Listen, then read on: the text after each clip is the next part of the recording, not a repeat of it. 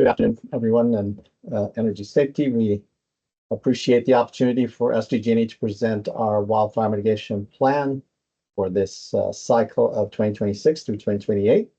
My name is Jonathan Oldemariam. I'm the Director of Wildfire Mitigation, and I will be followed up by Joaquin, who's our Manager of Risk Analytics, and Lena McMillan, who's our Manager of our Programs.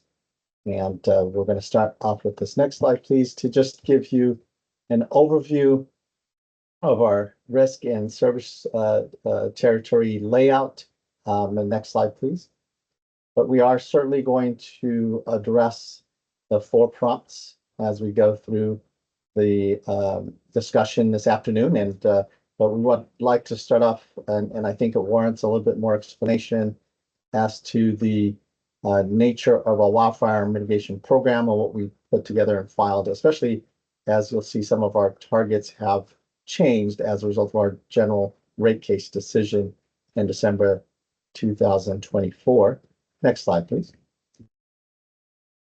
So next slide, one more, please. What you'll notice in this slide, besides our statistics that cover the service territory layout as pertains to our HFTD in particular, is that we're showing some of our wind speeds that were experienced during the January PSPS event. And during this event, we experienced about 3 weeks worth of high winds and activation for public safety power shutoff. And these polygons that you see here, or these circles, are showing the wind speeds that occurred during that time frame. These are the peak gust wind speeds. And you'll see we even went over 100 miles per hour in certain cases and had a lot of wind speed around the 70s. Our service territory has 64% of our area within the HFTD, and Tier 3 is the darker middle area, and the Tier 2 is the lighter external area surrounding the darker area. And about 3,300 miles of overhead, as well as a lot of our inventory trees that we inspect every year, are within the HFTD. The weather stations that we have are definitely a great tool for our situational awareness. One of the things I want to highlight here is that we have 1.5 million electric meter accounts.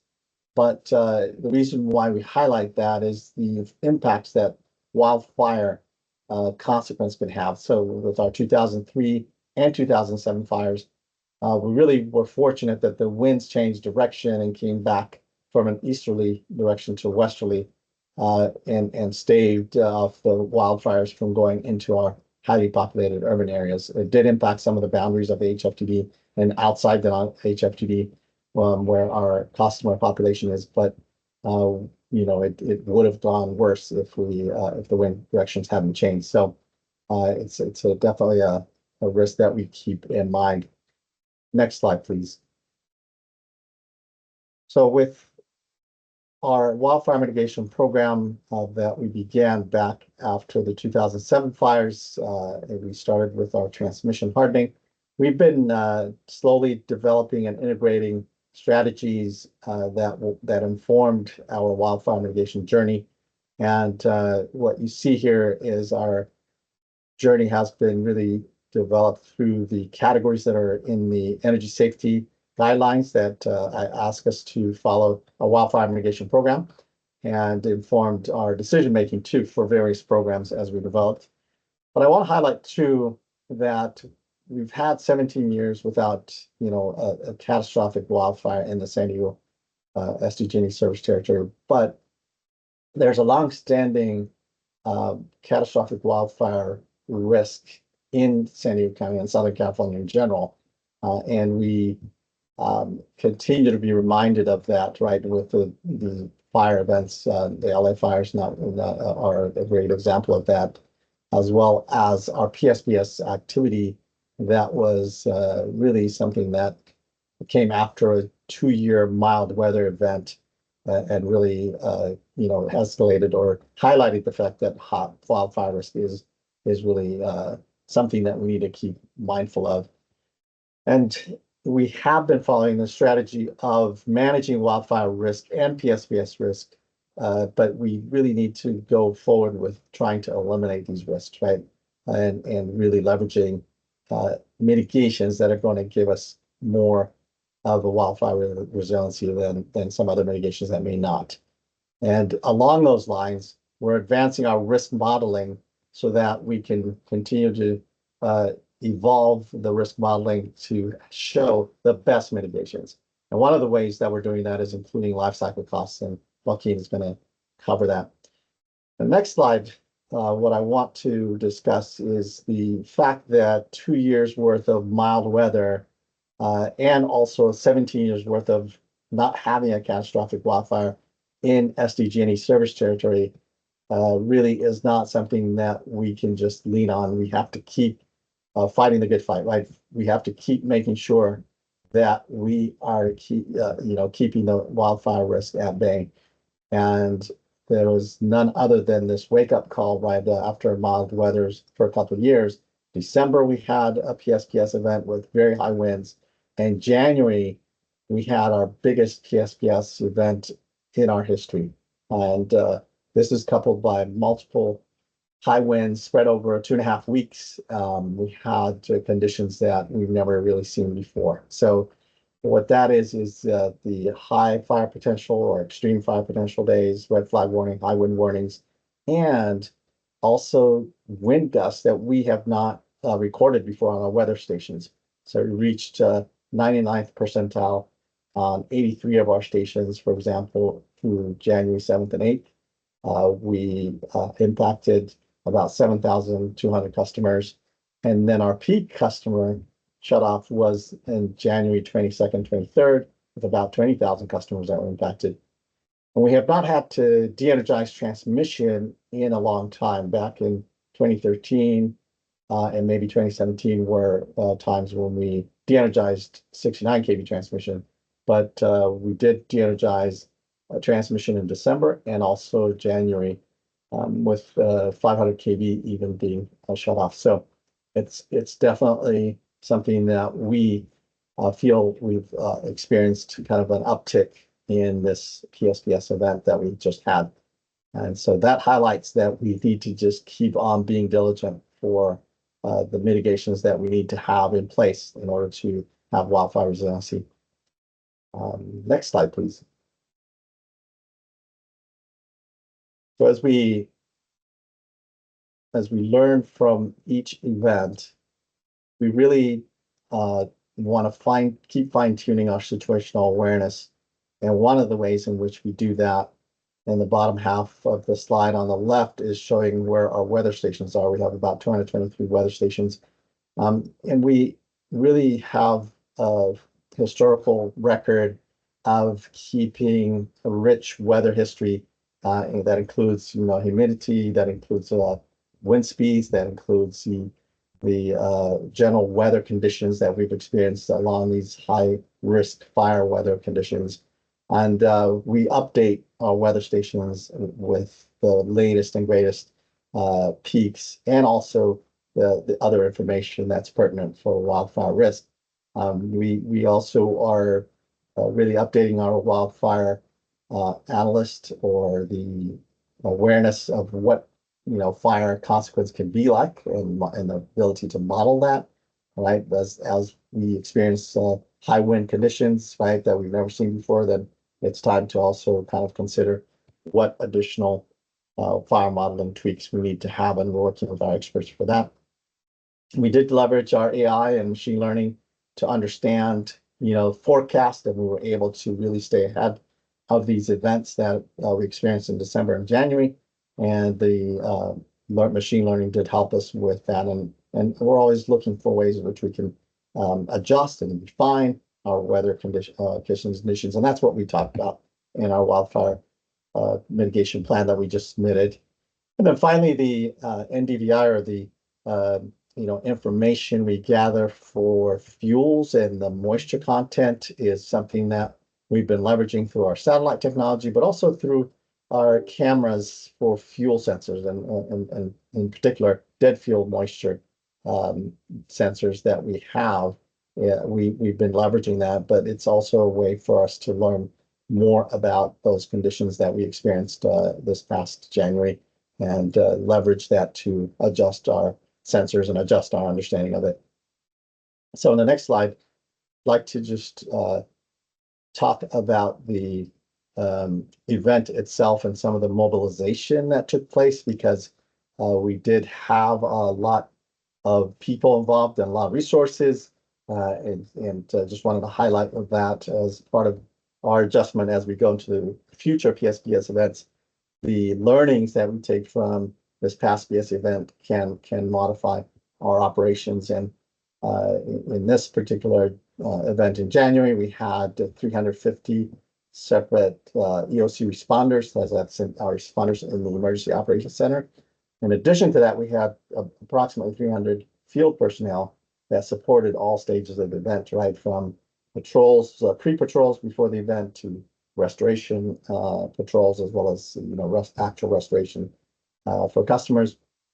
And then you see the helicopter activities and drone activities listed there. And this included even putting out some fires using our firefighting helicopters with gallons of water that were put on these fires. Next slide, please. So with all this being said, our general rate case that came out in December, really ahead of these high wind events that we had in December and January, really stipulated how much spend we could have, right? What was our authorized dollars for mitigation was lower than what we asked for from the CPC decision. And so we have had to adjust our programs. Namely, these programs that I wanted to highlight here, besides others, is the strategic undergrounding, because of the authorized dollars, is 0 miles for the next 2 years, 26 and 27, and then picking up again in 2028 with 50 miles. Our covered conductor mileage in the GRC talked about 400 miles within 4 years, but really we can't even do that based on the authorized dollars. So we're going at a pace of 50 miles per year, and then finally 30 miles in 2028. Our asset replacement program, which we used to have kind of separate from covered conductor undergrounding, we're incorporating or integrating into our combined covered conductor and our undergrounding program, so that we replace assets as we go instead of just having a separate program. And then our distribution and communication reliability improvement program, which was an enhancement to have high-speed communications through private LTE in our service territory. We've really cut back on that with after 2025. We're not going to have that program really spend that many dollars and really slow down because of the availability of the authorized dollars. And then microgrids, also we're kind of reducing our scope there so that we keep the microgrids that we have, but not really install a whole lot of new microgrid programs.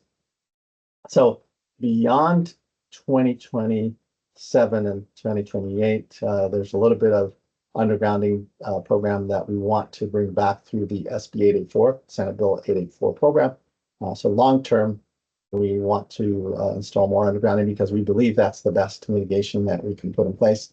And it really is something that we need to do for our highest risk areas, and we do it strategically. It's not something that we want to apply across the board. And we feel that it's the right thing to do based on our total life cycle analysis, right, as compared to covered conductor or other programs. And then also with the ability to do cost benefit ratios and show that as well. With this, we're able, in the next slide, what I wanted to demonstrate here is some of the projected or forecasted wildfire risk reduction that we can get. This is based on our dependency, instead of depending more on operational approaches like PSPS, or really using our sensitive relay profile or sensitive ground faults that we have used for many years now, and it's been effective in reducing risk. But there's really one event away or one operational error away from having a catastrophic wildfire. So we don't want to continue to rely on operational measures we want to be able to have a more sustained approach. And one of those ways is really to leverage covered conductor and strategic undergrounding and have the ability to have a more sustained risk reduction. And what I'm showing here on the right is our waterfall chart, which is showing the risk reduction based on inspections of vegetation management in our system, but also on the system hardening. So the covered conductor undergrounding between up to 2025 gets us to 51% risk reduction. But then going forward beyond 2025, when we look at 2026 and 2028, we only get about 2.6% risk reduction from our grid hardening and inspection of vegetation management because of the reduced targets that we have, right? But then we pick up again. If we do follow our long-term plan, then we get about a 14% risk reduction, along with continuing PSPS and our sensitive relay profile or our system protection schemes. We can continue to have this risk reduction through 2037 is what we're showing. And so this is the long-term plan and our strategy for a more sustained approach. And we really think that we need to keep diligent on this, especially through kind of this wake-up call that we got from the PSPS events and from the fires in LA, really showing that Southern California is now out of the woods in terms of risk.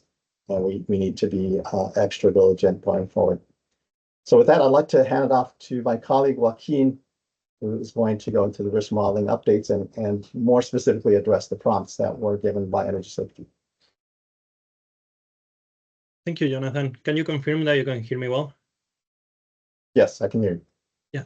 Hi, everyone. My name is Joaquin Sebastian. I'm the Wildfire Risk Analytics Manager, and I'm going to address the fire risk modeling updates as well as mitigation effectiveness, how we calculate it. Next slide, please.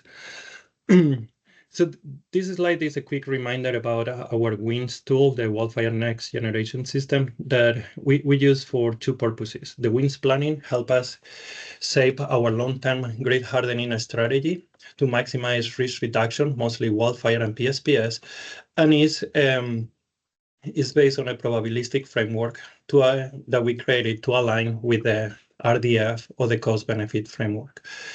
We've been working really hard the last probably 6 months to align requirements from WMP, RAMP, and 84, as Jonathan mentioned. We are considering submitting the application, and our risk modeling right now should be consistent across WMP, RAMP, and 84.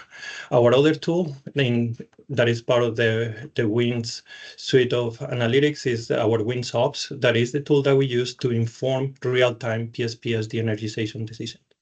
This tool is part of our decision-making during the EOC activations, and we use to inform, is not the only data point that we use to de-energize, but it is used to inform the de-energization decision.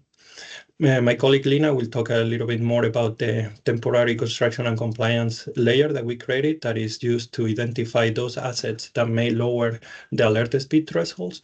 But also another update that we did in the tool is to incorporate Technosilva values, the 8 hours Technosilva consequence estimates based on weather forecast. So now we have the ability to identify assets, the weather conditions associated to those assets based on the weather stations, and also the estimates of potential ignition near those assets. Next slide, please.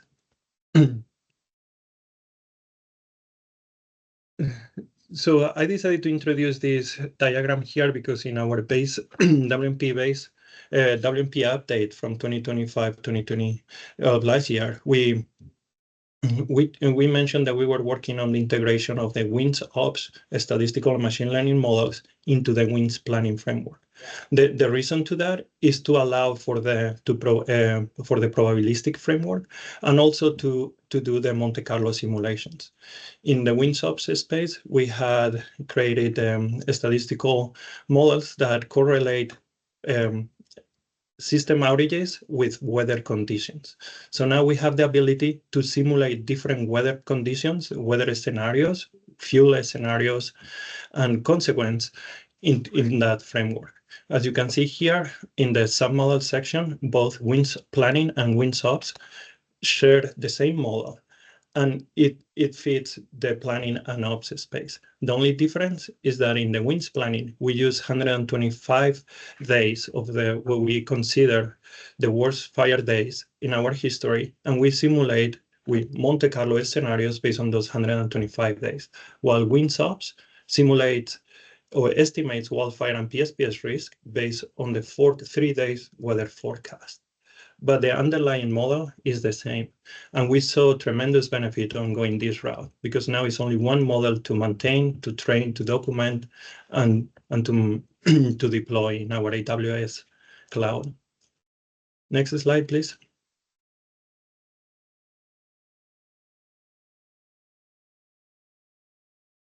This slide is easier version or more digestible version of the previous one, but I would like to draw your attention to the expected value and tail risk. As I mentioned, we are calculating in a probabilistic framework different scenarios, and now we are able to estimate the expected value and also the tail risk. So when we are selecting a mitigation in the winds planning framework, we don't have a preferred choice versus undergrounding covered conductor. We calculate baseline risk, risk reduction, tail risk for both at every feeder segment, the expected value and potential tail risk scenarios. So we have visibility towards those. As Jonathan mentioned, when we are estimating or when we are selecting a mitigation that is going to be deployed for 55 years, life cycle cost becomes really, really important for us. So we have, and I have one slide coming that we discuss this in a little bit more detail. We also introduce life cycle cost. We spend a lot of time and resources trying to fully understand what it will be the life cycle cost for covered conductor, or I should say combined covered conductor and strategic undergrounding. And also risk aversion. We consider that risk aversion is key for decision making. Pretty much all the literature that we review points in that direction. So we introduce risk aversion in our models. Next slide, please.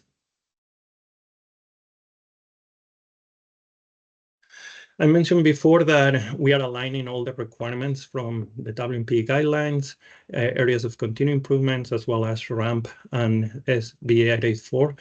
And on the right side, you can see all the model improvements that we've done to allow for kind of that overlap of requirements, if you will. Data architecture has been key for us. When we started running the probabilistic calculations, we ran into a computational limitation. We were only able to run 100,000 simulations. Then we moved to 1 million, and now we are in 5 million. And hopefully pretty soon we can run up to 10 million simulations. So it's not only a data science problem, it's also an MLOps problem that the team is working on. We understand that the requirements more and more are asking for more analysis and more detailed analysis, especially sensitivity and uncertainty. And we have invested a lot of resources in going in that direction. Model validation is also key for us because we want to document and have the ability to reproduce all the results. All our data, all our calculations are stored in our AWS account, and we are not only keeping track of the outputs of the models, but also the inputs towards our models. So we have the ability to replicate results from a couple of years ago based on the grid configuration of that day when the model was run. Third-party independent review, I think Andy from PG&E mentioned that every year we try to have a third party to review our models to see what we are missing, to make sure that we believe that there is always room for improvement. And we work with our third party to identify those potential improvements. We document those, we put them in a backlog, and then the team prioritizes what work is needed. Visualization platform, I mentioned before the WinSoft, so that we created the Techno-Silva layer and also the TCC. That's been key for us. We do a lot of calculations. but it's very difficult to socialize those numbers and those insights. So a strong focus for the team last year and this year is to continue building a visualization platform that allows for a scenario analysis and also for quick insights in the PSPS during PSPS events. Next slide, please. So life cycle cost.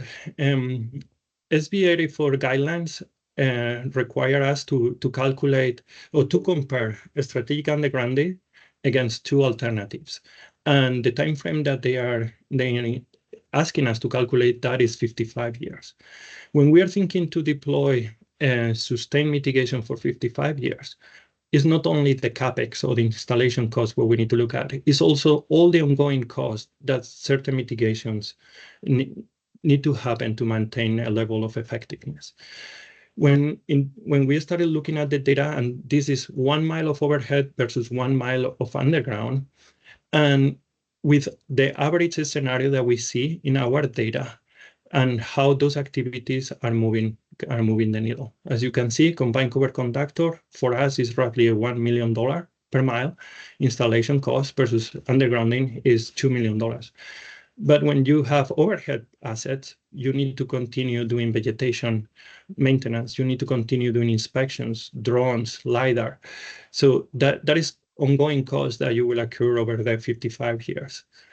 And then we also have the foundational cost is, for example, the cost that we have regarding weather stations, risk analytics, risk mapping, all that is also split between overhead and underground. And you can see that in the average scenario, just by looking at the cost, regardless of the mitigation effectiveness or the risk reduction or the residual tail value, undergrounding is our preferred solution. Next slide, please.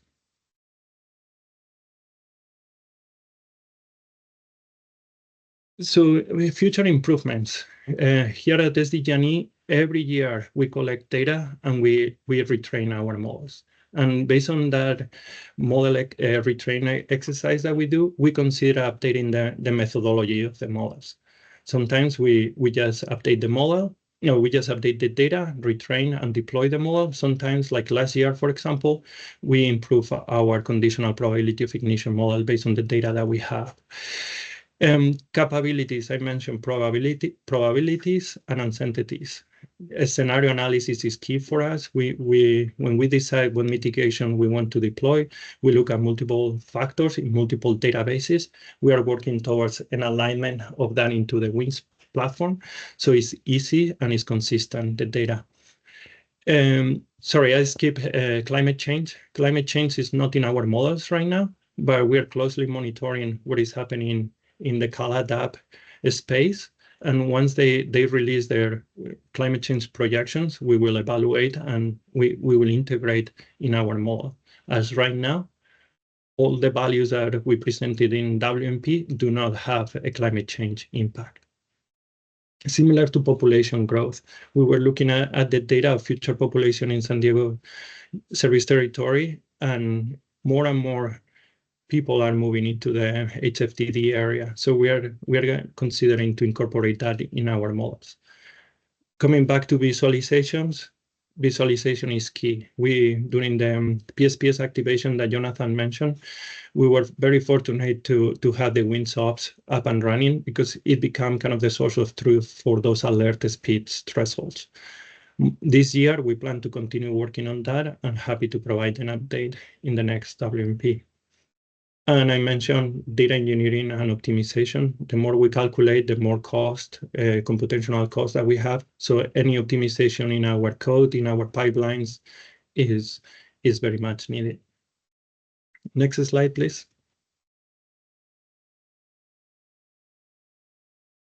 So now moving towards mitigation effectiveness. We follow a similar approach as presented by PG&E and Bear Valley. We combine our mitigation effectiveness is calculated based on subject matter expertise informed by a data-driven approach.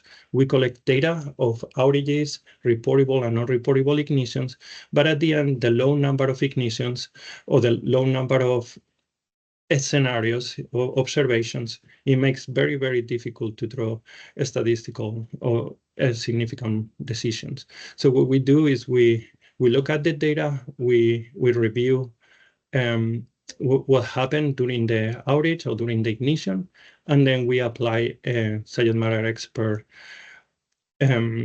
risk reduction to that. And then in a weighted average fashion, we calculate what the mitigation effectiveness is. And I have an example of how we do it for undergrounding and how we do it for combined cover conductor. Yeah.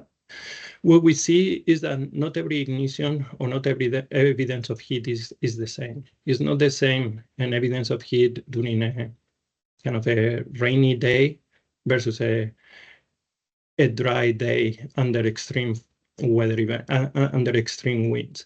So we believe that we need to control for those weather, fields, and locations data when we are calculating the mitigation effectiveness. The problem we have there is that we run out of observations pretty quickly. So more work on, we're exploring how to do that. For example, 2023 was a very wet day, a very wet year, sorry. So that data that we collected or that reduction that we observe in our data shouldn't be attributed to effectiveness towards any mitigation. It's because the fuels or the field conditions were excuse me, were wet. So things like that are things that we are evaluating continuously here. Next slide, please. Thank you. So this slide tries to represent that sustained mitigations like strategic undergrounding and combined cover conductor, how they are, out of those drivers, what are more effective. For example, we can see that strategic undergrounding is 99% effective pretty much across every driver, especially vegetation and high winds. That is something that combined cover conductor is not. Yes, we replace the poles, we replace the wires, but there is always that chance that an animal will get in contact with a transformer or with a SCADA device and will start a fire. There is also a chance that a vehicle contact will hit a car will hit our poles, and that's why combined cover conductor will never be as effective as undergrounding. The other ones are operational that we use in conjunction with undergrounding and combined cover conductor, and they are specifically targeting a specific risks, for example, vegetation, right? Vegetation inspections is really good to vegetation contacts, but as we experienced during the PSPS events, there is always that tree that may fall during high wind conditions. Next slide, please.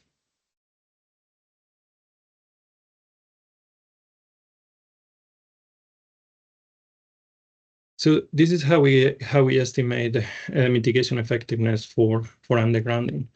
We look at the data for our ignitions, reportable and non-reportable ignitions, and then we associate them to the driver or to the asset, and then we apply a mitigation effectiveness. For example, overhead equipment, if we assume 100% because effectiveness, because all those ignitions associated to overhead equipment get removed, they are now part of the underground system, and we associate and we assume 100% effectiveness.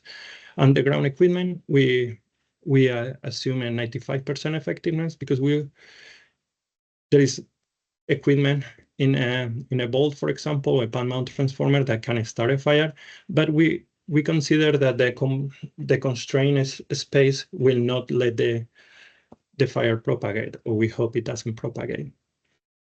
Similar vehicle contacts, we have a lot of vehicle contacts in our service territory. Toward poles, it gets reduced by 100% because there is not a pole, but there is a chance that a vehicle will hit a surface structure.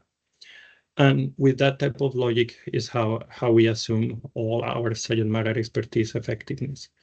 And then if you just do the math about what is being reduced versus how many you start, you get to a 99.02%. Next slide.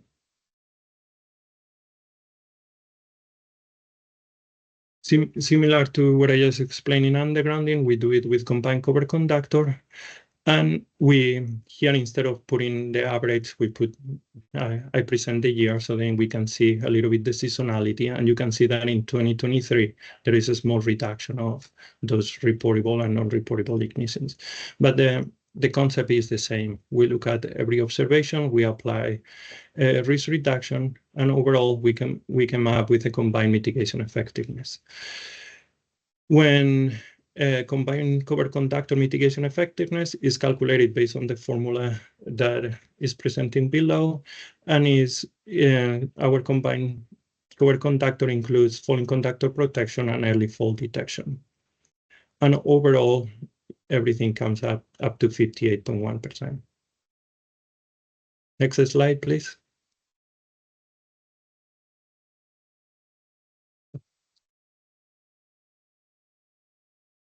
Lena, I think this is you now. Yes, thank you, Joaquin. Can I get confirmation, please, that you can all hear me? I can hear you and see you. Success. Thanks, Danielle. Good afternoon, everyone. I'm Lena McMillan. I'm the Wildfire Mitigation Programs Manager here at SDG&E. So the next few slides are going to walk us through a presentation of our wildfire mitigation plan and our programs, initiatives, and associated targets. Thank you. So to start with the high-level view, this is our wildfire mitigation quick glance view at some of our initiatives. And I'd like to carry through the theme of the sustained mitigations versus the operational mitigations.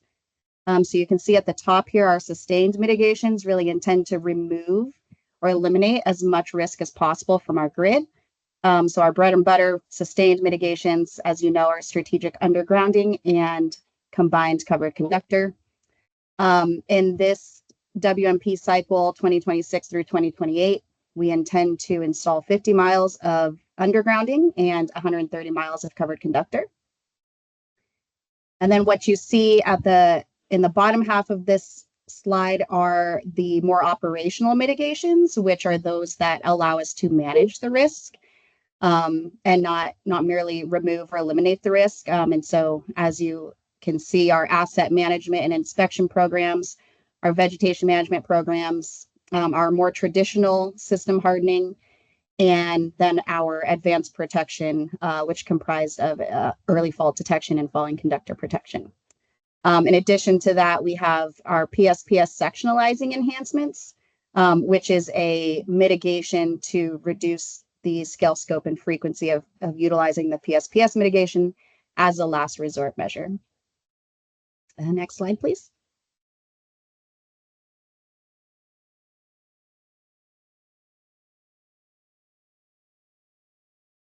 All right, so diving a little deeper into the categories outlined in the WMP, we'll start with our grid hardening. And you can see here the numbers or the mileages we've accomplished to date with traditional hardening, undergrounding, and covered conductor. And then what we intend to do through this cycle and even in years beyond this cycle. So referencing back to what Jonathan shared earlier, our long-term strategy and our vision for handling the wildfire risk in the future is to rely more heavily on strategic undergrounding and covered conductor, because those are the sustained mitigations.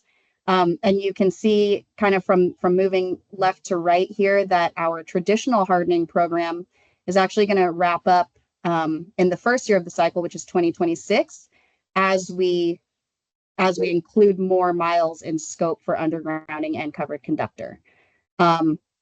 As Joaquin just presented to us, we can see the effectiveness of these mitigations, which really justifies our vision and our approach to wanting to do more undergrounding. Slide, please.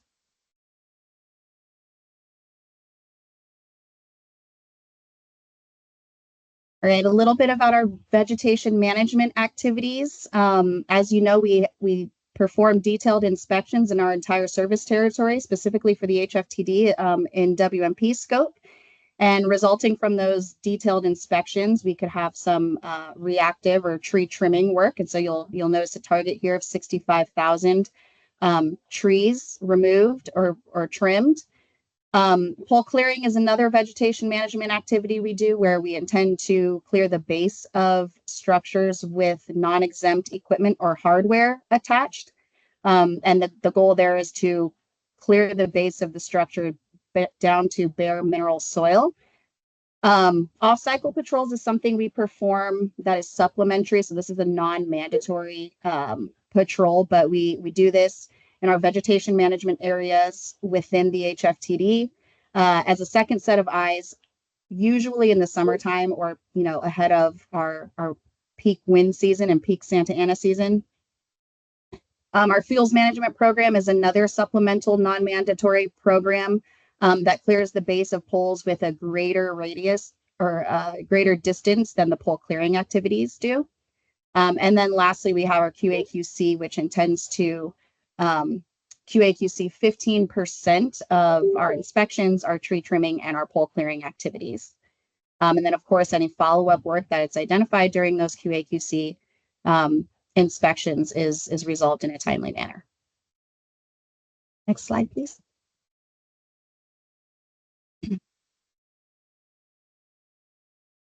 So moving into our asset management and inspection and maintenance program, we really wanted to highlight kind of what you see here as a heat map. And so if you look across the x-axis, I guess, from left to right, you'll see maintenance and replacement strategies that are depending on equipment type, or that we utilize depending on equipment type.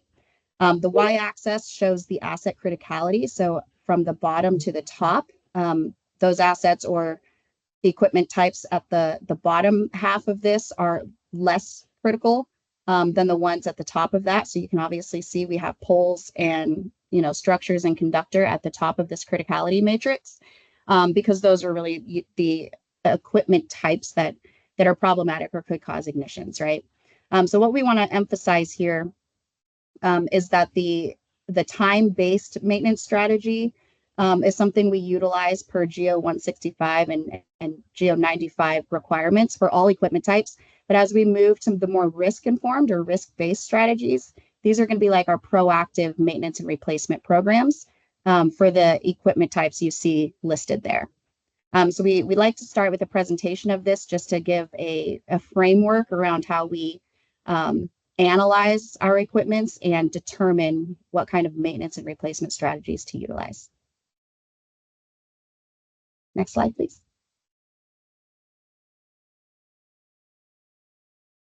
Which brings us to a discussion of our asset inspections. So you can see here our more traditional inspections where the intervals or inspection cycle is determined by GO 165. We have our detailed, both on the distribution and transmission side, our detailed inspections. We have patrols, again, both on distribution and transmission side, and our wood pole intrusive inspections. Now, although the time frame requirements or the cycles are determined by GO 165, I will say that in many cases we exceed those requirements. For example, our wood pole intrusive distribution inspections are performed on a 10-year basis versus the 15 or 25-year requirement. We also do a lot of ad hoc inspections for those that are mandatory under other requirements for like pole load and calcs and things like that. So it's very well possible that a wood pole intrusive inspection can be performed even before the 10-year cycle comes up. On the detailed inspection side, as you may know, the GO 165 requirements require us to inspect every 5 years and inspect within a 3-month interval in those 5 years.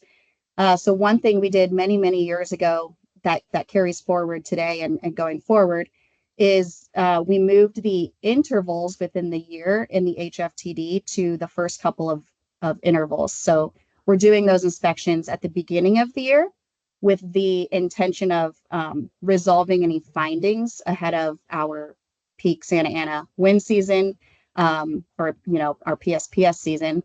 So although it's determined by GO 165, we try our best to get those inspections done earlier in the year.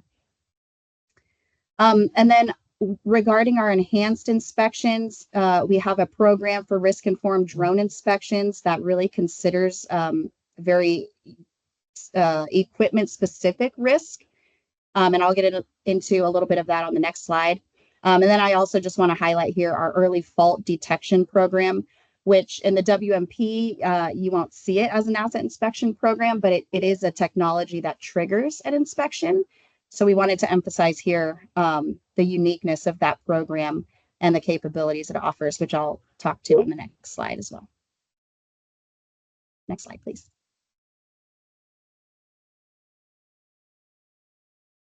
Okay, so one of the prompts that we were asked to speak to is how we consider equipment specific risk in our inspection and maintenance programs. And so I'd like to speak a little bit more to our risk informed drone inspections that you see on the left hand side of the screen. And this is a really this is a 30,000 foot view of our risk model that we use to determine the scope of the high-risk assets for inspection, and also intends to optimize the number of inspections we perform under this program that would yield the riskiest findings, right?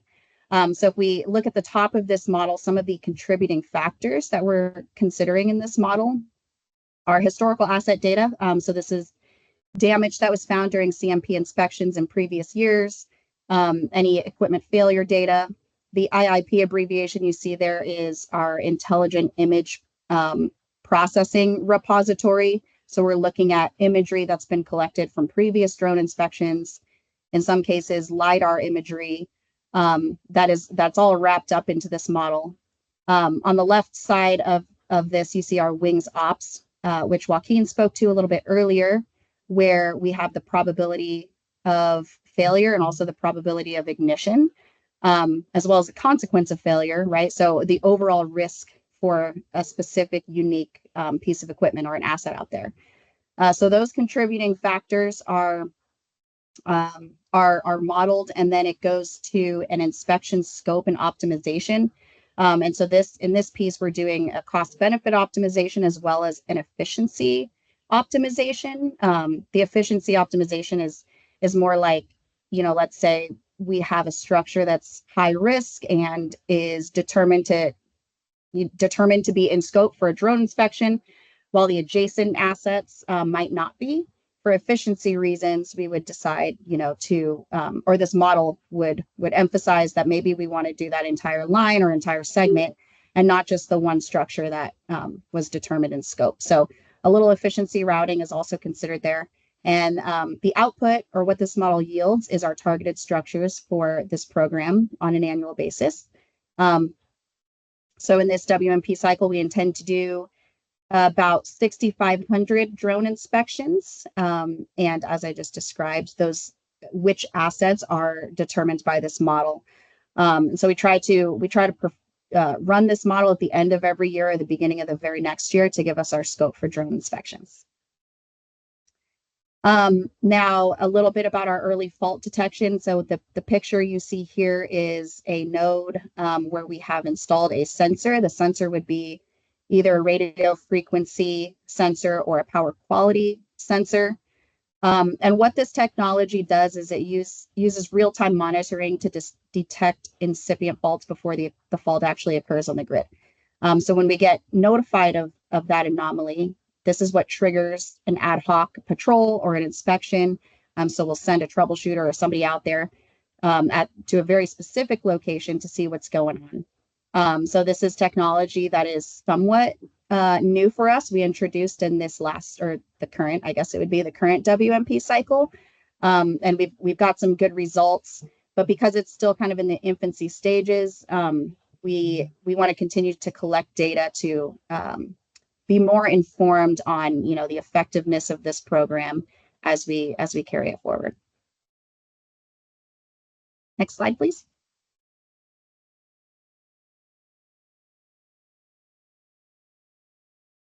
All right, moving on to PSPS. As I mentioned, we intend to utilize public safety power shutoff as a wildfire mitigation measure of last resort. And in order to do that, going to go back to our sustained mitigation theme. Our grid hardening efforts, such as undergrounding and covered conductor, will really allow us to lessen our dependency over the years on PSPS mitigation.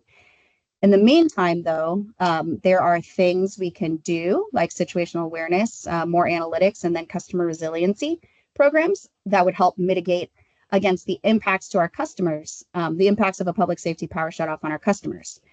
So in the situational awareness space, I want to reference what Jonathan kind of talked about earlier this year or earlier in this presentation, and think back to our January events where our situational awareness capabilities we really leverage to be able to avoid potential public safety power shutoffs for some customers. And what I mean by that is our capabilities on our weather station network with the 30-second reads allowed us to monitor the wind conditions in real time. And so in some cases, when wind speeds reached the threshold for de-energization for a second or two or three, we turned on the 30-second read capability so we can monitor it in a more sustained fashion to see if those winds were sustained or just gusts. And in doing so, we were able to avoid de-energizations for some of those customers.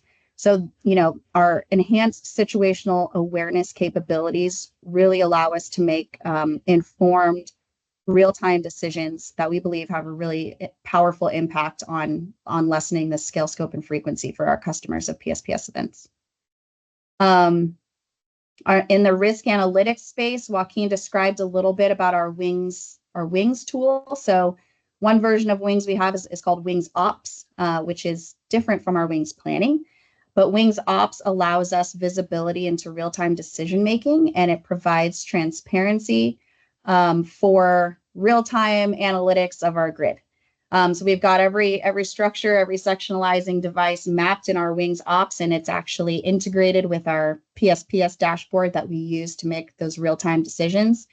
So it just makes available really good data and analytics, and the dashboards are great. I think we'll have a visual on the next slide, but it's a tool that we use and we rely on very heavily when we're in the midst of a PSPS event to make informed decisions.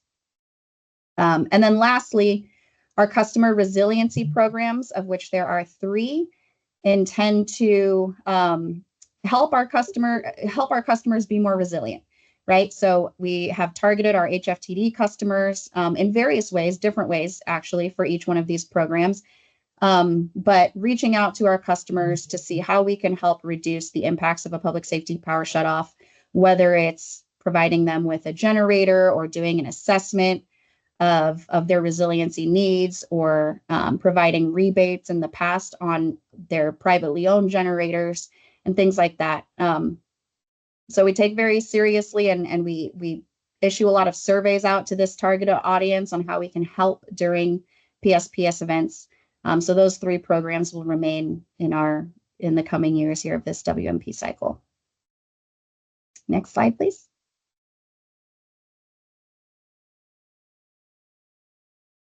All right, and then staying on the topic of public safety power shutoff, one of the prompts we were asked to speak to is how we use inspection findings to inform operational decision-making. So we thought it was appropriate to share with you all today this effort where that we are referring to as TCC, but it stands for Temporary Construction and Compliance, where we utilize our WINGS Ops tool.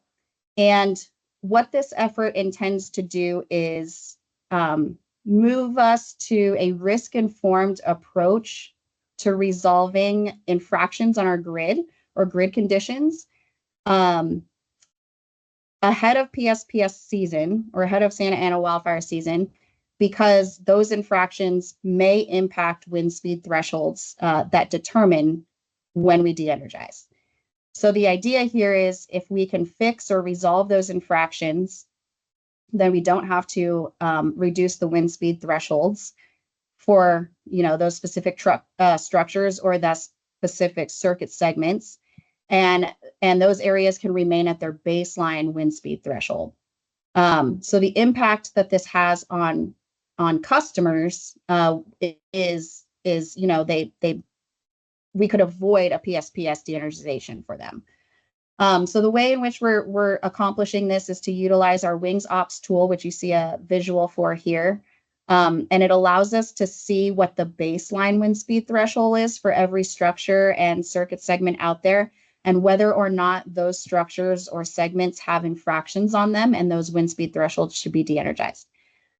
So in this effort, we are looking at infractions on our highest risk assets, and we're kind of comparing it or giving it a PSPS risk score.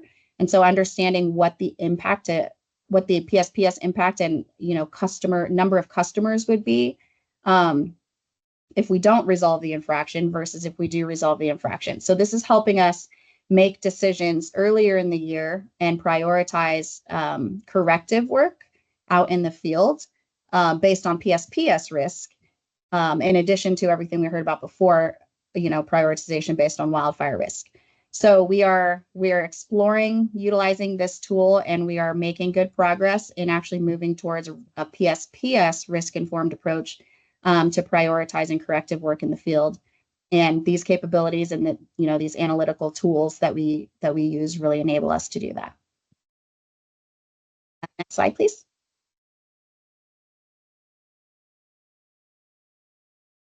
All right, wrapping up here, and in summary, we would just like to point out remind everyone the 4 prompts that we were asked to speak to today. So our updates to the risk models, Joaquin was able to cover that in his presentation, where he talked about our enhancements, the architecture, the validation, and the visualization of our risk models. And then in addition to that, he also talked about mitigation effectiveness, both at the individual mitigation effectiveness level and then the combined analysis, combined with, combined covered conductor. And then inspections and findings, I was able to talk through our inspection process, our traditional and enhanced inspections, and then the topic of equipment-specific risk prioritization and maintenance. We really wanted to highlight the last slide I shared on the TCC effort to move to a risk-informed approach to correcting grid conditions in the field based on PSPS impact. So I will pause there. And next slide, please. You can open it up to questions now for the SDG&E folks. Thanks very much for your presentation to all 3 of you, and for staying perfectly on time almost. We're very much appreciated from our end. So as Lena just said, we're going to open this up to questions. Please feel free to raise your hand or put your question in the chat. And I see our first question is from Joseph Mitchell. Go ahead and unmute yourself, Joseph, and feel free to speak.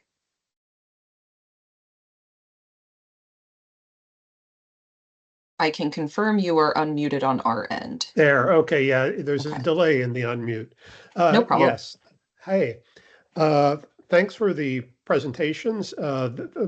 They clarified a lot for me. I have a few questions. I'll just toss out a couple to start with, and then I'll let other people go. Regarding your plans for undergrounding and covered conductor, I noticed that one chart you showed, the covered conductor program is, you weren't showing additional funding for that in the next few years, but then later on you showed that you were planning 427 miles by 2037. Was that just not showing future GRCs? Or are you planning to stop the covered conductor program and switch over to undergrounding as we go forward? And is that in your ramp? I haven't had a chance to look at the ramp yet. Covered conductor.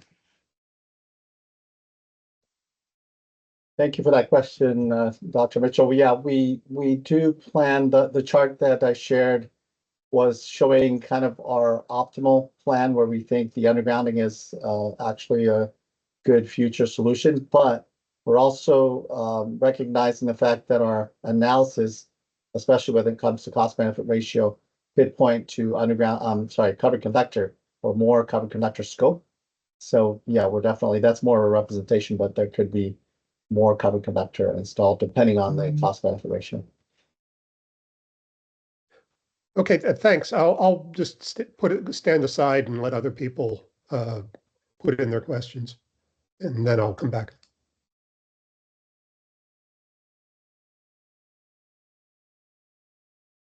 All right, next Okay. up we have John Deng.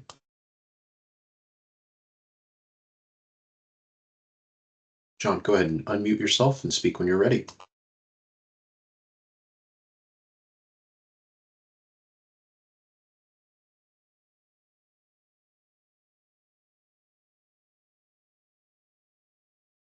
Can you guys hear me? Yes, we can. Oh, good. Good. My question is on the comparison of the strategic underground costs versus the long-term cover conductor, and then with the inspection, with the vegetation management. Now, the cost that you factor in for the cover conductor and the other associated costs, are those costs static? Aesthetic, you mean? There's a table early on which you presented. It shows the advantage. Based on your presentation, it's more advantageous to go strategic underground because you're eliminating all the extra costs that's associated with the overhead. Yes. My question is, when you have those overhead costs, are those costs static year over year? No, we factor, let's say that there is an inspection cycle every 5 years. So every 5 years, we take that into account. Yeah. My second question is, Joaquin, is the early fault detection program. In the petition to amend, I have read with the funding challenge there's going to be impact to that program, and also with the falling conductor program as well. Is that something that you guys could elaborate? Maybe we don't have time for this round in the future. Is that something that you could elaborate real quick? Yeah. John, the early fault detection and falling conductor protection may be limited for this GRC cycle a little bit, but what we plan on doing is for future cycles, actually continuing with the program, right? Especially when when we combine it with our undergrounding and our covered conductor. Our combined covered conductor includes that as part of the installation. Okay. Yeah, I can clarify that our asset replacements are what is impacted specifically here in our petition to amend, where we'll be deploying those replacements alongside or with covered conductor. However, EFD and advanced protection is not impacted by the petition to amend. Okay, thank you.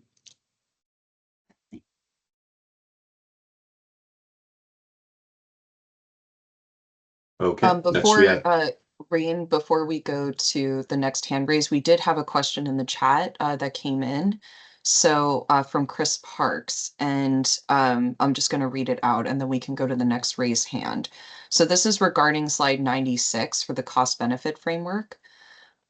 The first part is a breakdown of this information available in SDG&E's 2026-2028 WMP and SDG&E's 2025 ramp. The second part is, does this include cost of removal and significant negative salvage depreciation costs of the assets? And lastly, does this include life cycle rate of return cost to ratepayers? Yeah, I can try to answer, and Jonathan, Lina, please help me if I'm not clear. Yes, the first question is that answer number one is yes. We should be consistent between the WMP and the ramp, and our methodology of how we quantify baseline risk reductions and cost benefit is the same. So that should be that is yes. For number two, yes, we include the cost of removal and kind of let's say the second installation right? When we do, for example, a drone inspection, we capture the operational maintenance cost of the inspection, plus statistically we have a factor of how many assets we will replace. That is also captured in the life cycle cost. Depreciation of the cost of the assets, I don't think we are capturing that. But we capture the new installation of the asset based on the finding. And we do not capture the life cycle rate of return to cost of ratepayers. Yeah, and part of the reason why the depreciation costs are not included is because depreciation is done more of an aggregate right over the number of assets that are depreciated over the life cycle of multiple assets, right? It's not done specifically by each asset that we replace or take out. That's done. There's an accounting mechanism that SDG&E does to capture the overall inventory of assets that we retire or depreciate. So there's a more holistic approach to that, or company-wide approach to it. So that's how that's done. Okay, thanks very much. I think we can move to the next raised hand now. All right, next up we have Eddie Schmidt. Eddie, go ahead and unmute when you're ready.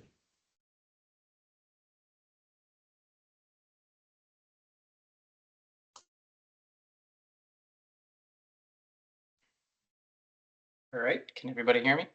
Yes, we can. Great. Could we move back to the slides that show the breakdown of how you guys came up with the mitigation effectiveness for covered conductor and undergrounding? I think both of those slides are right next to each other. So, and while you're moving the slide deck, I have another question first. When SDG&E is determining which mitigation to choose,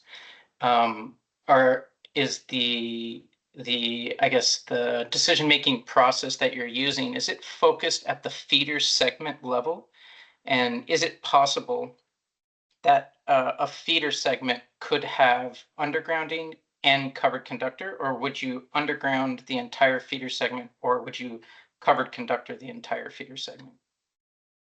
That's my first question, and then we'll go back to the effectiveness questions.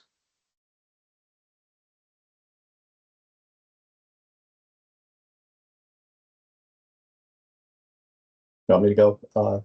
Yeah, Joaquin, yeah. You can go.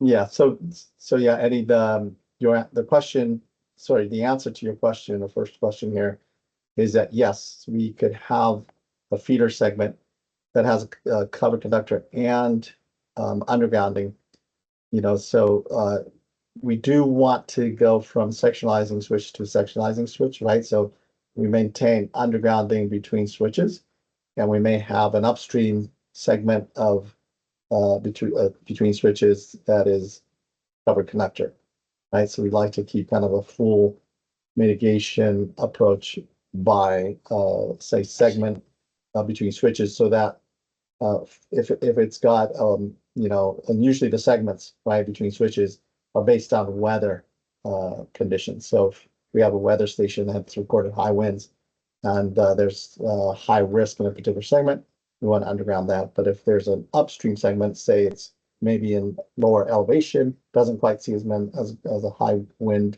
history, then we might do covered conductor for that because we feel that's a good enough mitigation. Okay, great. Thank you. Yeah, so with regard to the undergrounding, I was wondering if you could talk a little bit about how you came to how the SMEs came to the 95% effectiveness for the undergrounding equipment. Is that based off of just a general SME engineering based approach, or is there any type of data that you use to come up to that answer? I think it is SME knowledge and also based on the data collected.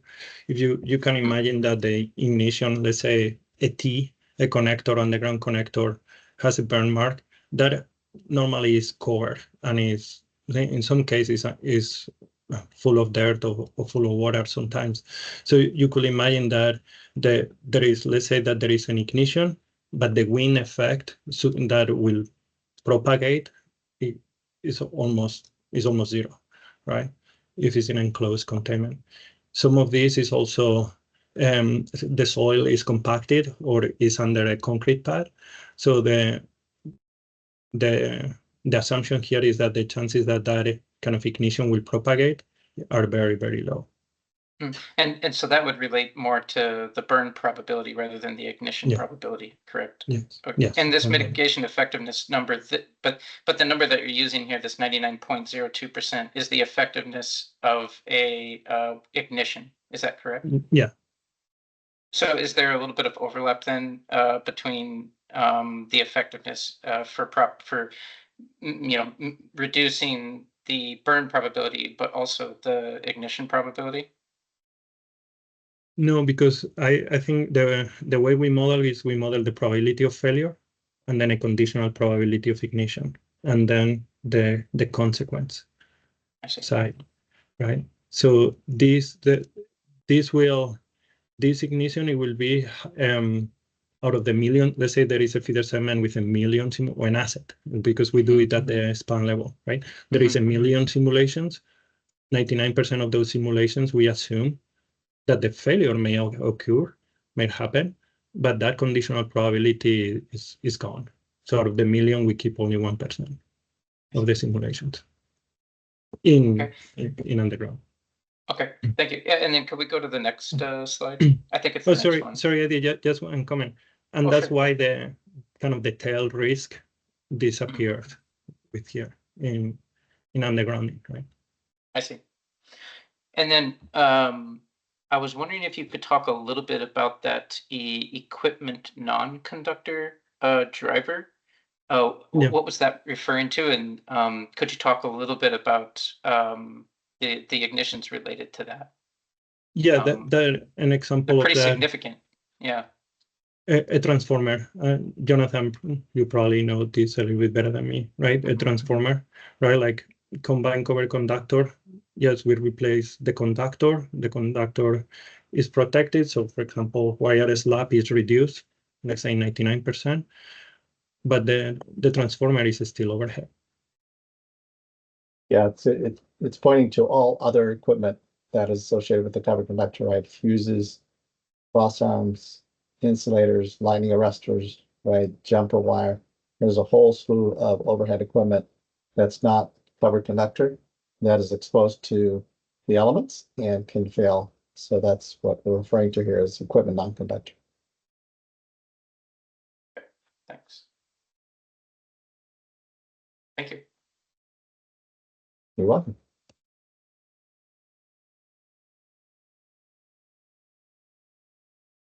Okay, next up we have Joseph Mitchell in the chat, or not in the chat. Joseph Mitchell has his hand raised. Please go ahead and speak, Joseph. You're unmuted on our end. Okay. Yes, quick question, trying to save a data request. Do you include degradation of covered conductor in your wings planning model, the one that's in your Appendix G? No, the answer is no, but it's something that we are considering. The thing is that we don't have observations for that. Great. And then just any idea when you're going to be coming out, or you're able to share when you might be putting out your SBA date for application? Jonathan? Yeah, the best estimation we have, Dr. Mitchell, is later this year at some point. We're still kind of developing our scope and all the analysis that's required for the requirements. So we're thinking later this year. Okay, thank you.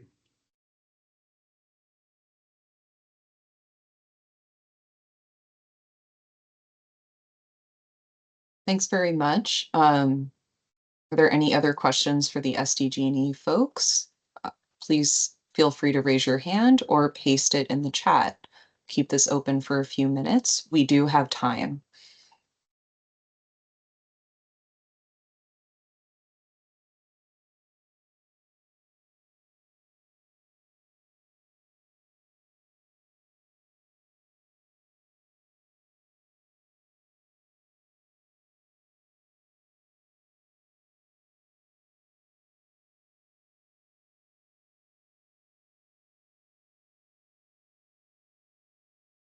Okay, I'll just pause for 1 minute more. And just as a reminder, we do have time for your questions, so please put them in the chat or speak up if you need to.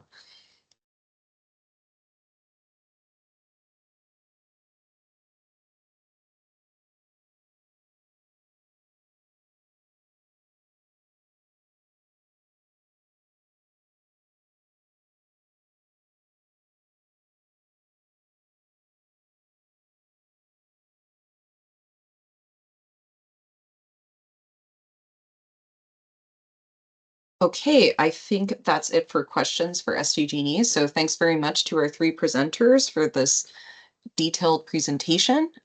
Next, we are going to move on to SCE's presentation. So I think we have Ray on the line. Ray, can you unmute yourself and put your camera on, please? Yes, here I am. Hopefully everybody can hear me, correct? We can hear you and now we can see you. So please feel free to take it away. Awesome. If we could go forward 1 slide. So the first prompt, just going to walk kind of prompt through prompt, was about asking about our high level changes on our risk modeling. So I'll talk about that, how we and how they're changing our drivers. So if we could go forward a slide, please. There's a couple changes that we made, and I'll dive into these a little more on subsequent slides. We kind of just wanted to hit a quick overview. So we did do some updates to our consequence modeling. One of the big changes is we expanded our wildfire simulations to cover our complete service territory. Originally, we were just doing the HFRA plus a buffer. Now we've expanded it to our complete service territory. So this even means non-HFRA with a 10-mile buffer around it. And we'll go a little more detail there. The next is we did some region-based fire climate zone methodology. What this really is doing, and this one is also connected with the fire weather day selection below it. Originally, our consequence modeling kind of looked at the whole service territory. We picked some really bad weather days, used that as our modeling.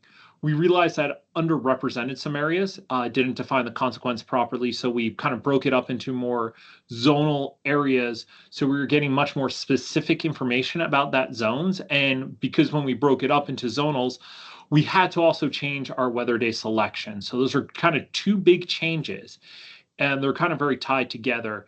And that really made some direct implications to our mitigation selections and how we're deploying things. And so also, I just want to talk about some other changes that are going on. One is we're planning some updates that include the integration of building loss factor. So if we think about this, some of the modeling say buildings impacted, buildings damaged, buildings lost. And so we're really trying to refine and get better understanding of when you do have a fire go into an area, is it a complete lost building? Is it a damaged building? Because they're different consequences, and we want to make sure we're getting that accurate information. So we are leveraging the CAL FIRE damage inspection data to really help drive the building loss factor to make sure that we are incorporating that correctly. Also, as we're going forward, some other changes we're going to be looking at is, forward-looking climate change scenarios, because climate change is occurring and we want to make sure that we're ahead of it. We don't want to be caught in a state where we are looking retroactively saying, why didn't we make changes sooner? So we want to make sure we're getting ahead of this. And as well as the other thing that, we're constantly looking at is regulation changes. As the regulations change, we're going to make sure we're incorporating those fully. I know there's been talk at the CPUC potentially going to a 24-hour model. If that is a regulation change that happens, we will obviously comply with that and integrate and change our methodology to a 24-hour model. So it's kind of the changes, and I'll walk through those top 3 a little more in depth. So if we could please go to the next slide. Thank you. So as I mentioned, that first change very simply was, right now we use TechnoSilva as our consequence modeling. And what we had done with them is we gave them our HFRA area. We put about a 20-mile boundary around that and said, model ignitions in these areas. and they did really great with that. However, there are areas that could be missed because they weren't in an HFRA area. They were greater than that. Also, as we're learning about newer information, urban conflagration, we want to make sure our models are actually adequately looking at all of the non-HFRAs as well. So we decided last year to have them model our complete service territory with that 20-mile buffer, and not just our service territory in California. Also, we do have some lines that do extend into Nevada and Arizona, so we're modeling around those as well, because obviously we aren't just worried about fire risk in California, even though that is where we predominantly are located. We are wanting to make sure we are mitigating risks in other states as well. So it's kind of what we did. Some good uses of this information helps us understand non-HFRA areas. What are the risks associated with that? Are there areas that we should look to incorporate into our high fire threat districts? So it's really giving us this information and showing these changes. And so you can kind of see, and it's a little hard, if you look at the map on the left represents the comparison to the previous simulation and the new one, you can see it grows. It's because it's not fully the best, but you can kind of see a little change there. You can also kind of see the change as well, how it lines up to our lines. And what I'll point out, and that's the one on the right, if you look, you can see a lot of those blue, which are our distribution lines. You can see a lot of those lines are outside of that pink area. So that means it was outside of the high fire area and may not have been modeled. But we want to make sure we're adequately and purposely addressing all facilities to make sure that we mitigate any associated wildfire risks with them. So this really helps us get that consequence modeling for that. So it's kind of the first change. Now, if we could go to the next slide, please. Thank you. So the new zonal fire climate zones, or FCZ methodology. So prior, we had looked at our whole territory. We picked the worst days across that whole territory. Now we subdivided it into what we're calling fire climate zones. Those are things we actually use for operation. They're used for when we determine when to initiate fast curve based upon certain conditions. We said this is more representative of the localized risks in these areas. So let's design our consequence models around these areas and look at what is actually happening in those areas from the fire weather day selection, right? So that's why it goes with the one we'll talk about next. So we subdivided our area.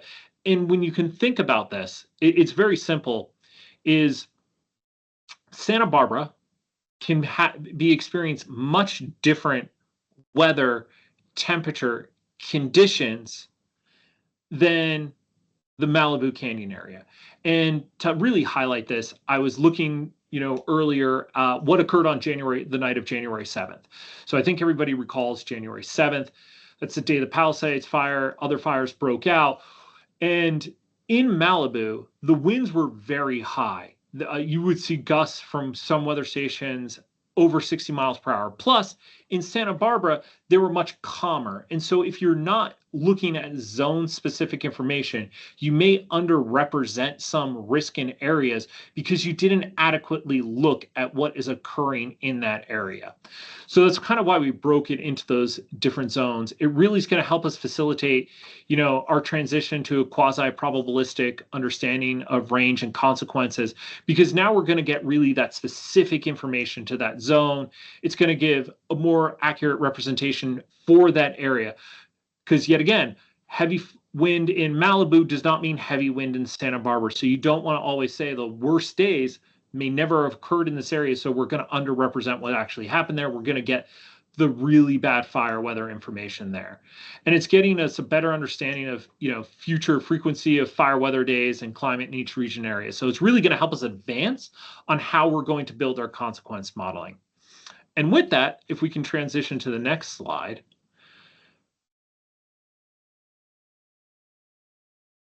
Next slide, please.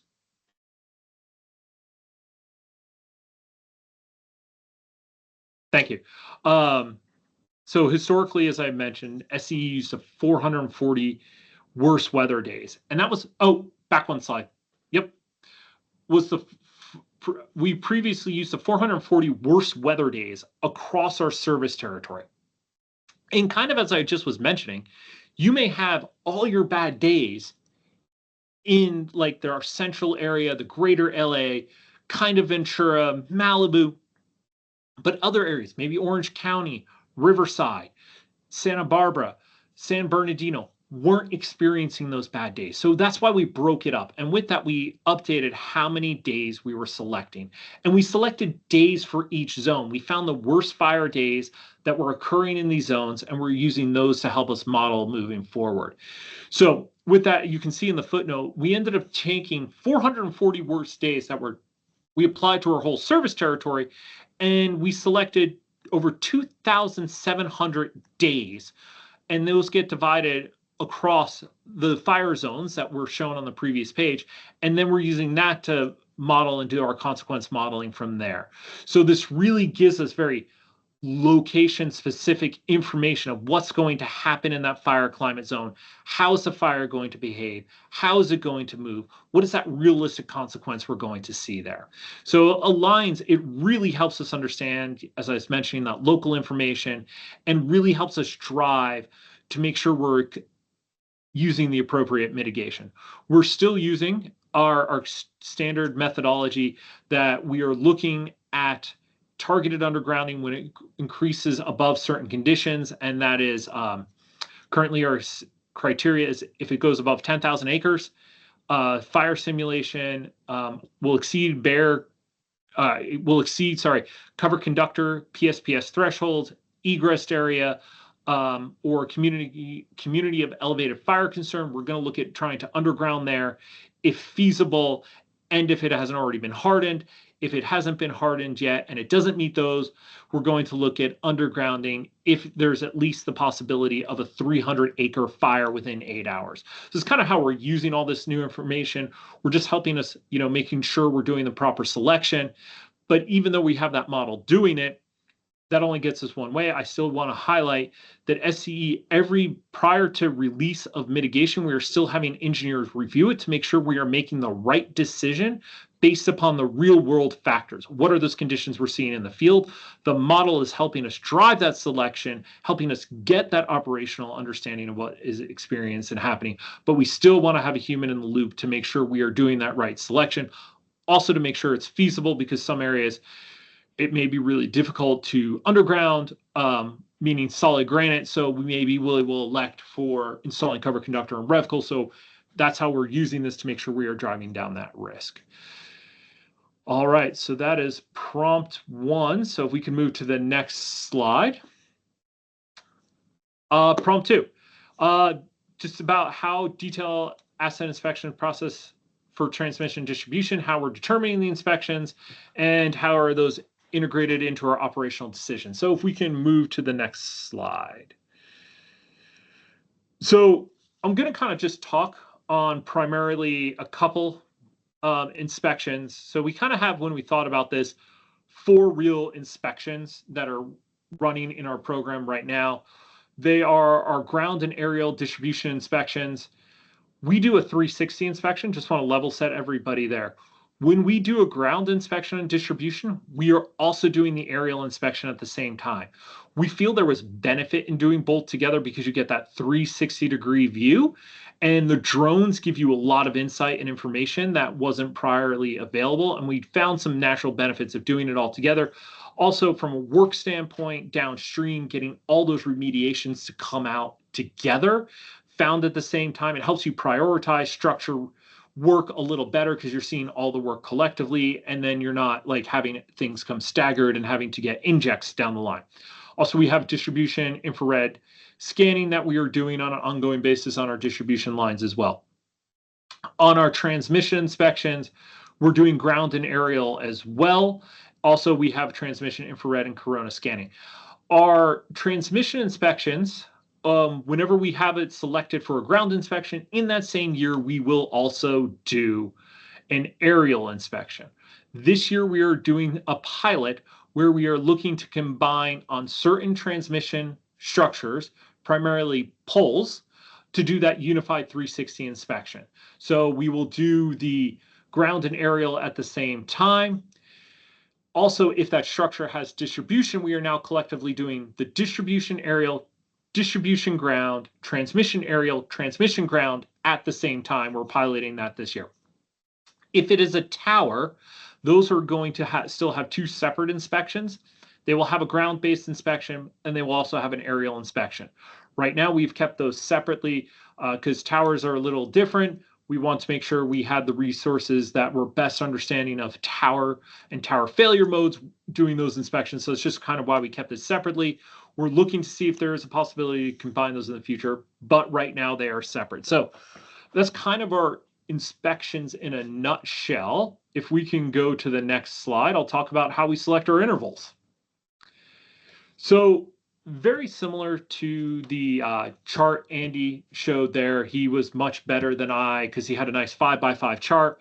I love a 5x5 chart myself. We're doing something very similar. And we look at consequence and also probability to help drive our inspections. We subdivided a little more, and I will talk about kind of how we did it. So as I mentioned earlier, we have those different buckets, kind of how we select our mitigations for hardening. We still use those same buckets for our selection of inspections. We have subdivided our service territory in severe risk. That's kind of the areas we look at undergrounding if it hasn't been hardened. We have high consequence. It's a techno-civil score of 300 acres or more, but less than 9,999 acres. And then we also have other HFRA areas. That is areas that would see a techno-civil score of less than 299 acres. We're using that as the base of how we do our selections. But then we use the probability to refine that a little more. So in our severe risk areas, every asset, both distribution and transmission for the ground and aerial, is inspected yearly, full stop. However, we augment that. On our riskiest structures, structures with higher POI or high consequence, we are now inspecting those twice a year. Because those doing it more frequently, we want to make sure the conditions don't degrade in our riskiest areas to make sure we are protecting our communities. So it's kind of how we are doing our inspections in our severe risk areas. Our high consequence areas. Every structure there is inspected more frequently than GO 165. We are dividing it. Our riskiest structures in our high consequence area are inspected yearly, and it goes a little more frequently in the other areas. So, but at least once every 3 years. So we are really making sure that we get eyes on those frequently. That's both for distribution and transmission. And then our other HFRA areas, our lowest risk high fire areas, we're inspecting those once every 3 years with the drone and the aerial inspection. Yet again, on the distribution, as SDG&E pointed out, the cycle is a 5-year inspection cycle, so we're doing the inspection at least once every 3 years. Also, our high fire risk informed inspections, we do the same inspection if it's a GO 165 inspection or if it's a high fire risk inspection. We're using the same form. It's a digital form, asks all the same questions. So we were making sure we're getting that good quality inspection and also getting all the other compliance activities there as well. So we want to make sure we document all the GO 95 issues. Even if they're not an ignition risk, we're still documenting them more frequently, getting them corrected as well.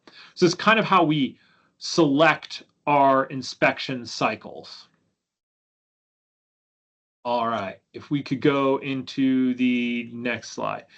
So how do we incorporate these into our everyday work in our decision making? So you can see a couple of areas there, and I'll walk through these as well. So we'll go left to right, PSPS risk and operational decisions.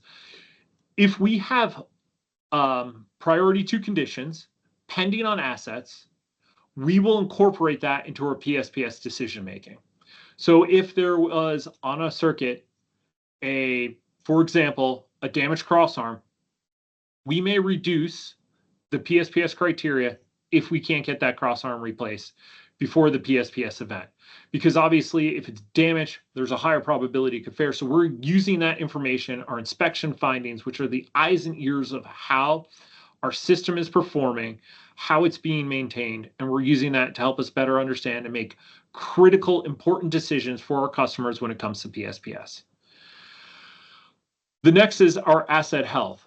Our probability of ignition models incorporate findings into the assets. And those findings then also feed our probability of ignition, which then feeds our inspection cycle. So there's kind of that full circle, if you think about it, how our findings get fed into our probability models, and our probability models help dictate our inspection cycles, which will then help us find more findings. So this is kind of how we are working it. Risk prioritization of notifications.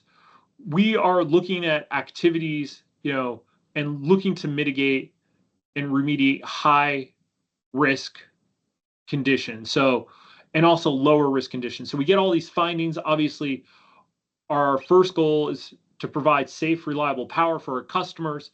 Obviously, if we have certain conditions, we want to mitigate those sooner. Some lower risk ones, we can mitigate, let them go a little longer. So we're using this to prioritize how we are doing remediations. And then the next one, very similar, remediations in areas of concern. Our fire science team every year looks at the fuel conditions in our area, look at what we're seeing as a potential of, wildfire risk, and designate some areas in our summer and fall that have an elevated chance of fires. These areas of concern in the summer are where you could see a dry fuel fire.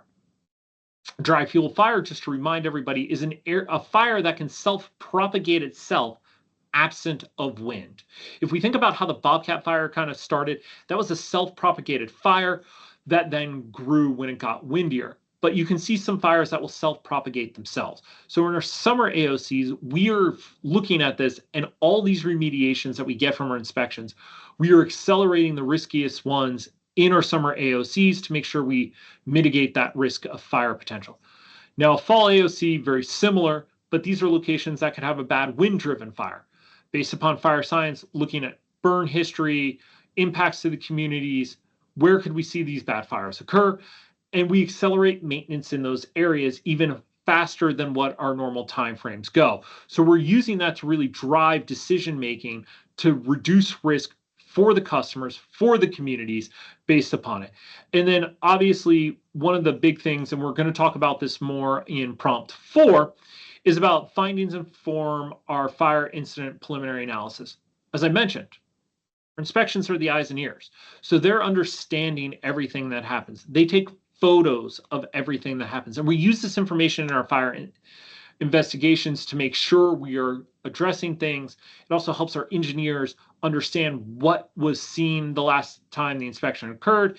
And we're using this to enhance our inspection effectiveness, because if we see something and we need to revise a question, clarify a question, we have that feedback loop, which we'll talk a little more in the later prompt. So we are really using this information because right now we have 285,000 distribution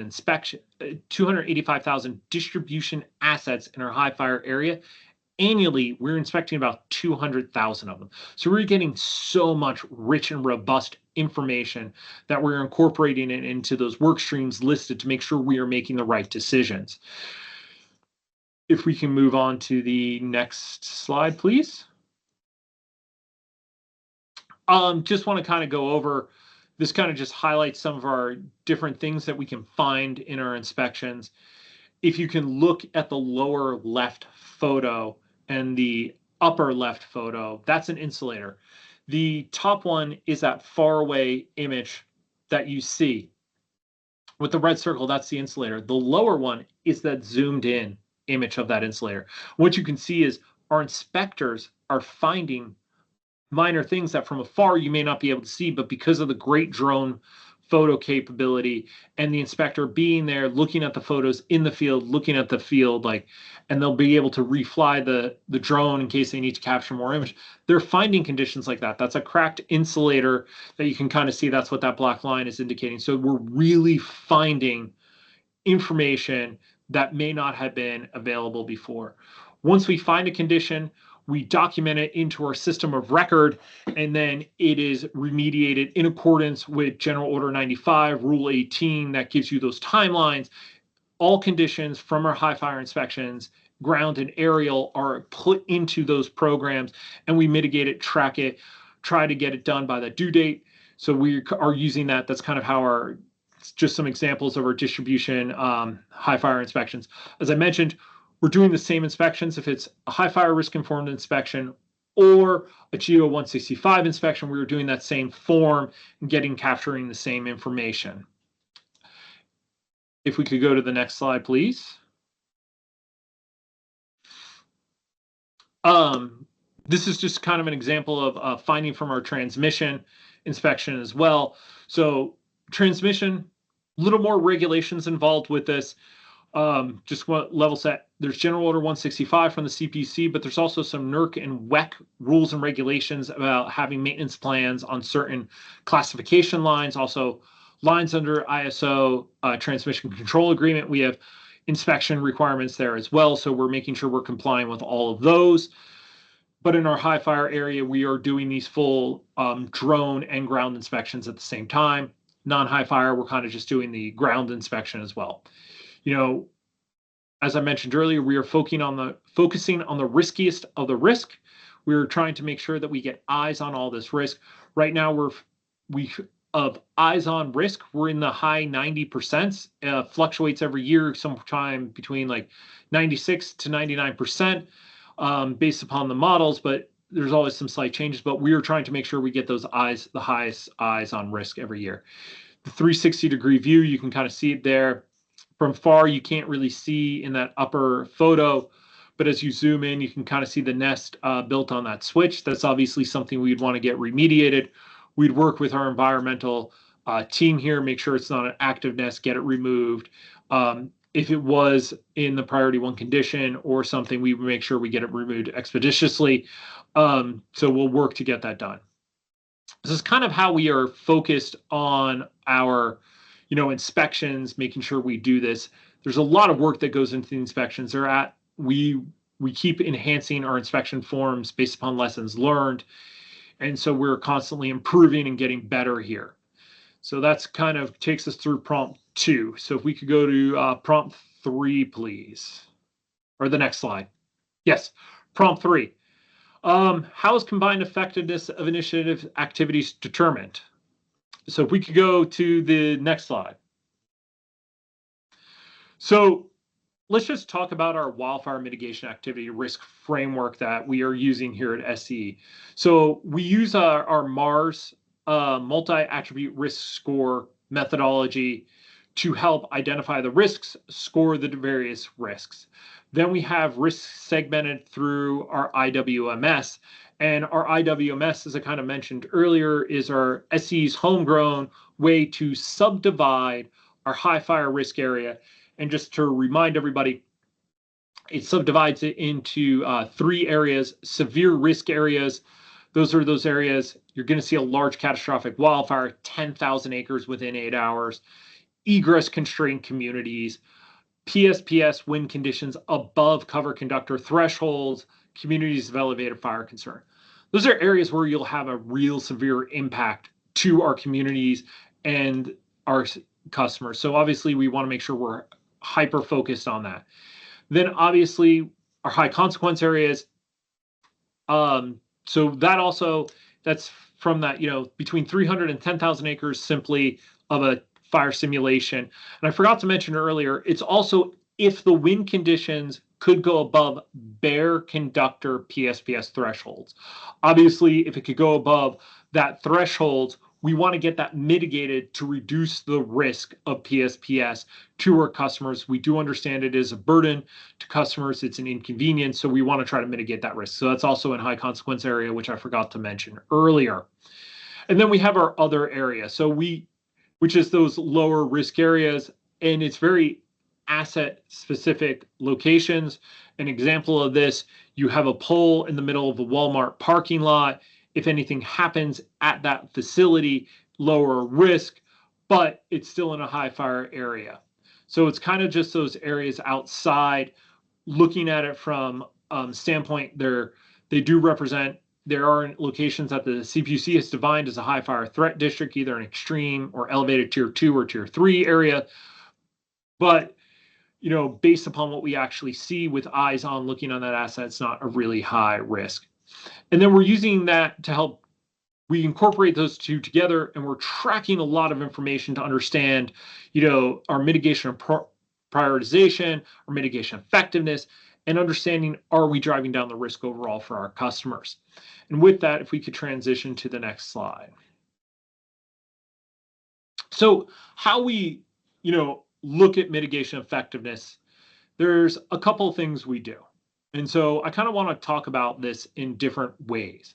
So before risk mitigations are deployed, we have our engineers evaluate what we, using engineering and judgment, using outage information, ignition informations, what we think the mitigation effectiveness will be. Examples are, if we're doing something that addresses vegetation, they will look at what's the number of vegetation events we're having, what type of vegetation is it going to, you know, mitigate. Same with other technology that's looking at equipment failures. Is it going to address all? Is it only going to address a phase to ground or phase to phase conditions? Because they have different issues. Different mitigations work on one, different mitigations work on another. So we look at all that to get our preliminary mitigation effectiveness, and we use all our ignition historic information, the subject matter expertise to kind of drive what we think the initial mitigation effectiveness is going to be. Then as we deploy it, we get information. This is where it starts to become a little easier at first, especially if you only have one mitigation deployed. It gets a little easier. You're now getting real-time information. You're getting outage data, ignitions, field observations. So we get all this information, and it helps us update our mitigation effectiveness. And we'll talk more about the fire investigations, but that's really one of the big areas where we're getting that updated information. So we take that and we're learning constantly about this, right? And so we have all this information. And then we take all this information. We also take our subject matter expertise that we originally thought. We take the data we've collected. We're talking constantly. Probably some people and some other people outside would probably say we talk too much. I don't think we sometimes talk enough. Get information from other utilities. What are they seeing? How is it performing on them? And it's not just utilities in California. We talk to utilities all over the nation. We talk to utilities outside of the nation to understand the effectiveness of this. An example of this is Rapid Earth Fault Current Limiter, or REVCL. We talked heavily to the utilities in Australia to get a better understanding of what they were seeing. And so as we started to deploy it out, we take all that and we get we try to get our singular mitigation. Now, how we do this collectively, this is where it starts to get a little more challenging. When you layer on mitigations, you have to look at the different drivers they're mitigating. You have to look at what they're not going to mitigate. And it starts to tell you. An example of this is, we think REVCL, we're still estimating is going to be 70 some odd % mitigation effectiveness. We think cover conductor, from our historical testing, our historical performance, it's about 72%. Obviously, you can't add those two together and say it's 142% effective, because then it's greater than 100%, and we all know that's not possible. So we do continually work and look at the mitigations it's driving, because they each will address different mitigations. REVCL does a phase to ground. Cover conductor is really mitigating a phase to phase condition. It's also mitigating some other, it also helps with other conditions. So we're looking at that collective and looking how we piece it together by the different specific drivers they're addressing, and then doing some heavy computation, looking at what that overall effectiveness is going to be. You know, because that's really the important part. And when we look at our mitigations, and this was talked by the other utilities prior, it's a layered approach. We always want to reduce the possibility of the event occurring. So cover conductor, if we think about this, mitigates that potential for wire slap, other conditions occurring. Palm frond blowing into the lines, but that's not enough. So we layer on additional mitigations on top of that. Example, our heavy tree mitigation program, making tree removals and tree trimming to make sure we don't have large trees or large branches fall into the cover conductor. On top of that, we have deployed fast curve. And on top of that, we're also deploying revcal in certain areas. We're doing the asset inspections.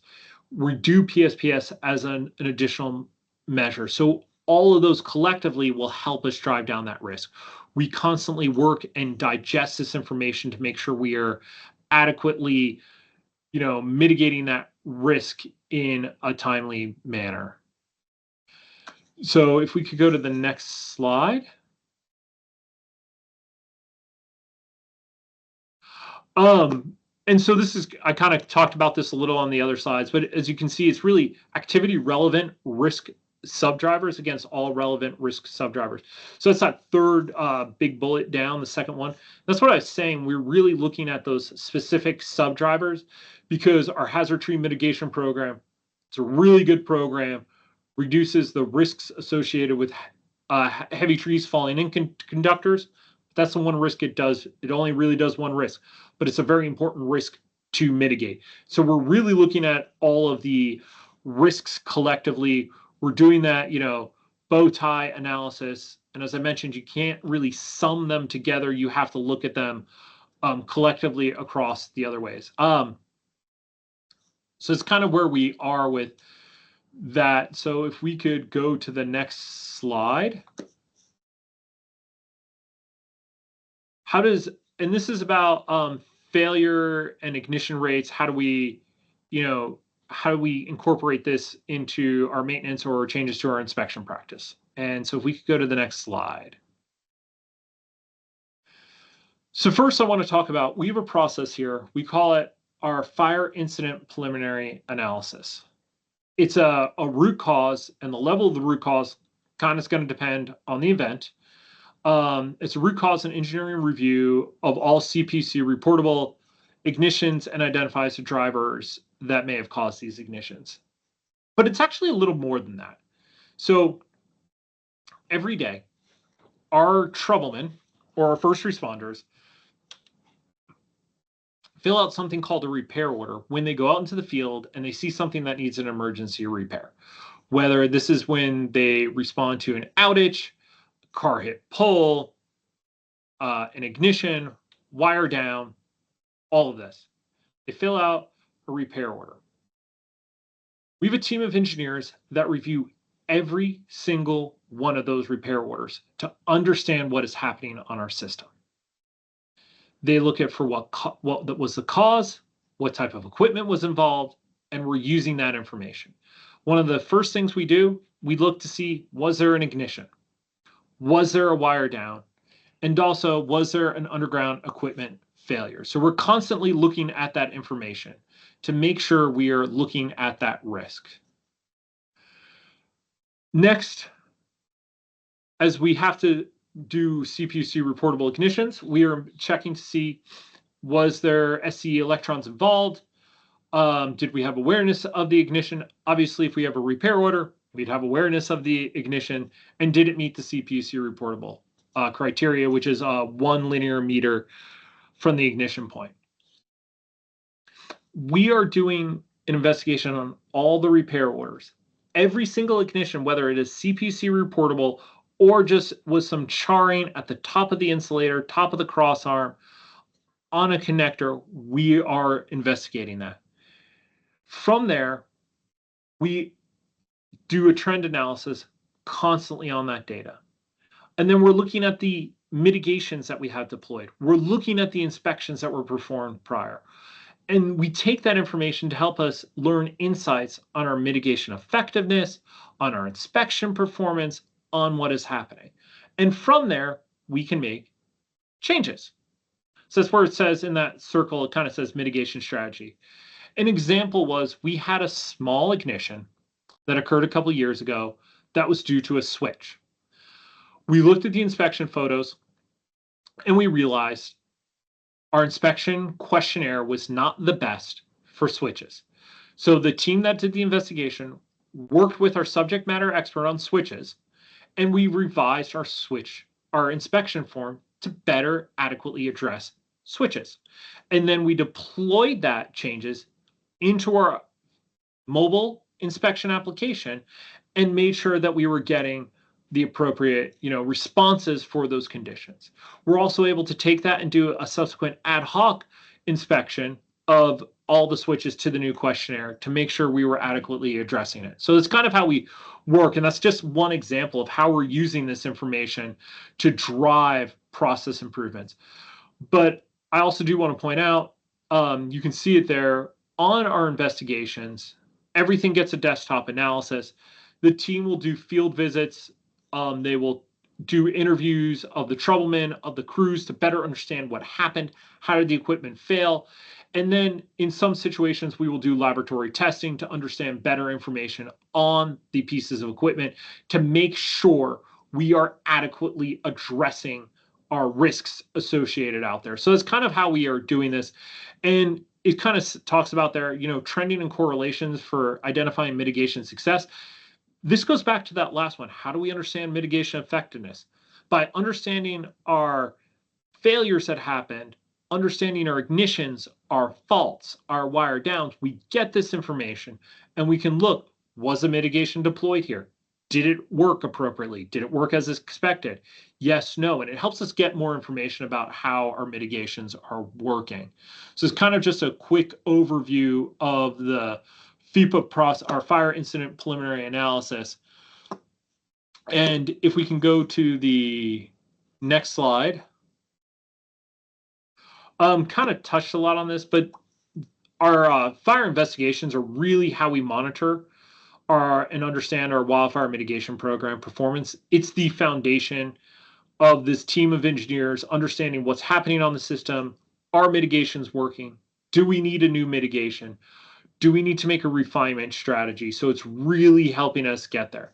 And it's really creating a rich data set to help us make sure we are, getting better.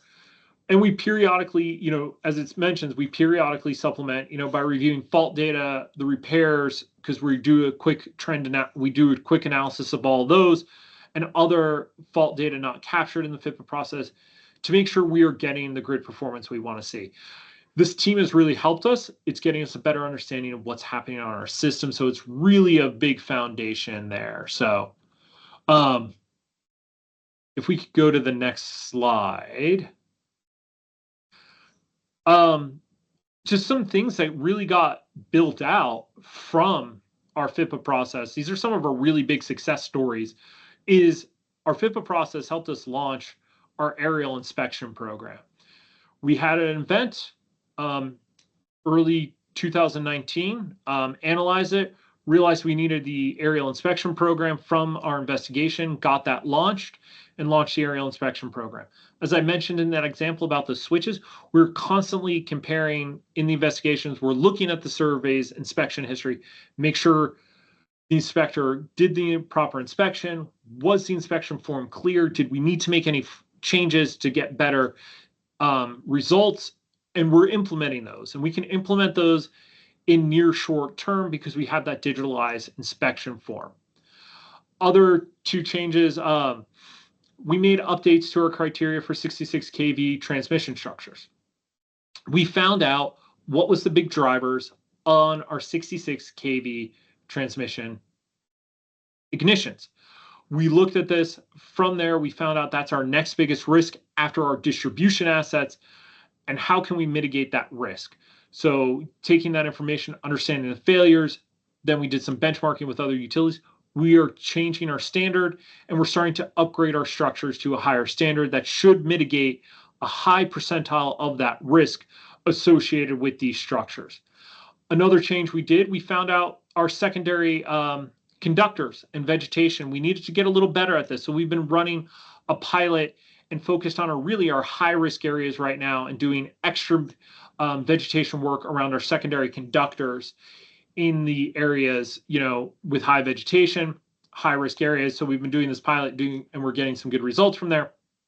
So these are just examples of some of the extra work that has come, or some of the work that's come out of our fire incident preliminary analysis of how to get the better, information and improve our program. So, and with that, that is all my slides. I know I'm historically a fast talker, so I guess we can now go to questions. Yeah, thanks very much, Ray. Any of the appendix slides that you wanted to cover since you have a few extra minutes before we do Q&A, or are you good to move into Q&A? If we could just go to back 2 slides. Let me make sure I can.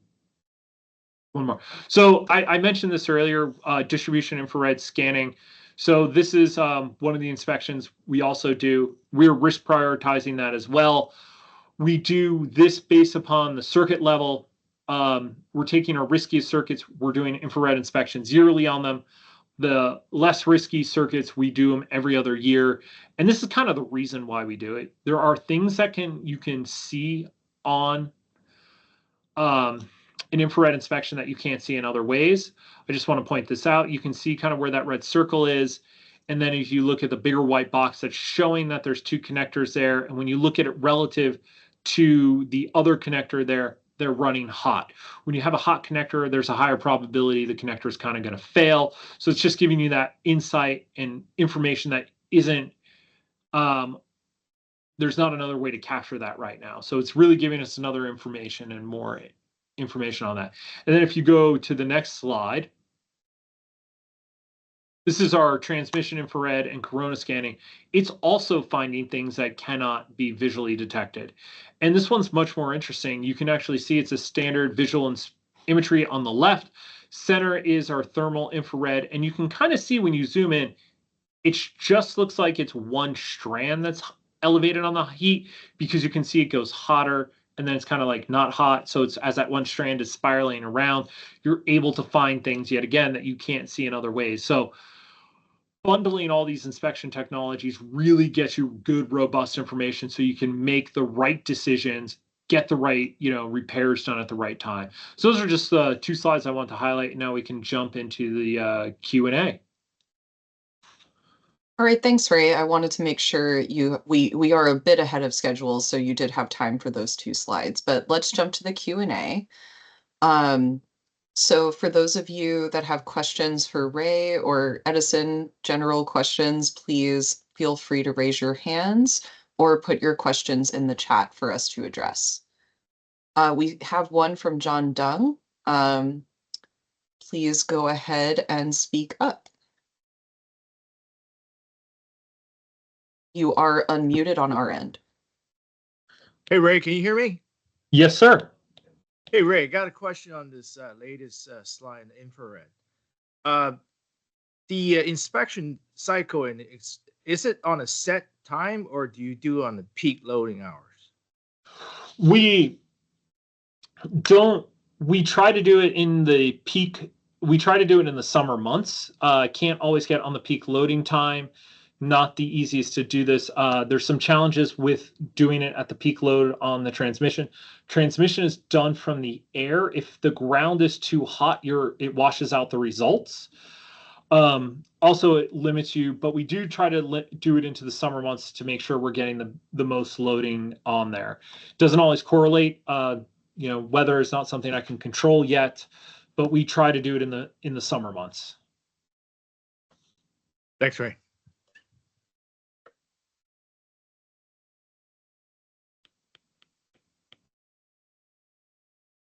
Okay, next we have a question from Joe Mitchell.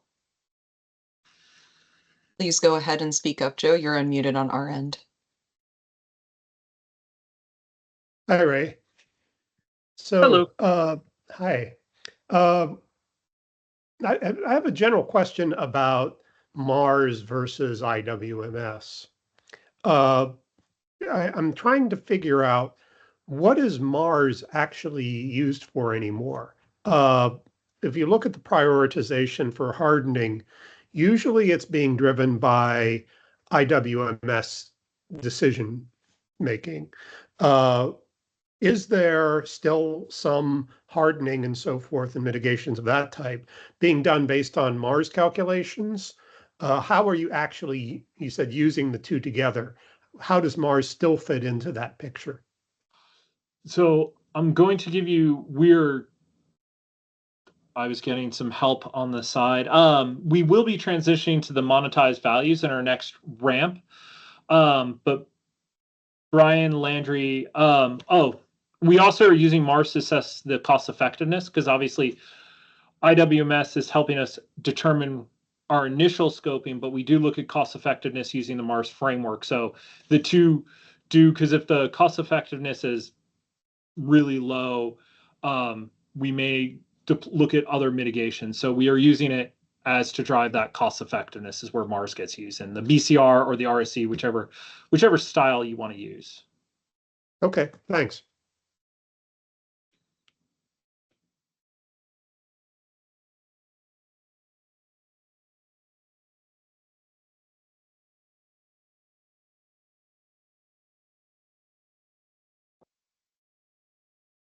Okay, next question is from Eddie Schmidt with his hand raised. Eddie, please go ahead and unmute yourself. You are unmuted on our end. Yep. Can you hear me okay, Rare? I can, sir. Great. I want to follow up with that answer you just gave to Dr. Mitchell. Does that imply then that there is some type of a CBR or RSE threshold at which you make these decisions for the given mitigations? We do examine it. Sometimes I will say we don't have a threshold, because certain mitigations, they're the only thing to address it. So we're still going to go for, we use it to be eyes open. We look at the information, but we don't have a threshold that says you have to be above X. It helps us understand, when you look at the totality of your mitigations, how everything falls with where you're looking at deploying it, but we're not using it as a cut threshold, because sometimes you can have some of our mitigations, they are the only things that are going to address that driver or subdriver. So we're still going to deploy, even if it may not have the high BCR, because we want to make sure we're mitigating that subdriver. Mm-hmm. And so, but you do have hard thresholds when you divide up your high consequence severe areas. You have a threshold for the consequence values for those areas. Is that correct? Right. We have developed. So we did in our severe risk area, and if we could go back a couple slides, just so as I talk, it'll help. I think it's going to be 2, 1. Go back 2 more. Let me see how my memory is. 1 more. Yeah, here. Yes, we did. So these are kind of just to help show what those areas are. We did start with a threshold for what is a severe risk area, high consequence, and other HFRA areas. We started there. And that's why I just want to point out we started there. And this is where I did point out, and I want to make sure I clarify this. We had engineers review those segments when we were looking at scoping. And the engineers, if the drivers in a high consequence were risky and we didn't think the model adequately addressed it, or it was overscoring something, we could have the engineer make some changes on the edges to the classification of a segment. We started with a hard threshold, but we still did allow the people to make some modifications. But we did start with some harder thresholds in our IWMS. And just for my edification, those thresholds, for the IWMS, they are still strictly based on consequence only, not likelihood. It's not the calculation of risk. Is that correct? Right. The IWMS is based upon the consequence, and that's because probability can change.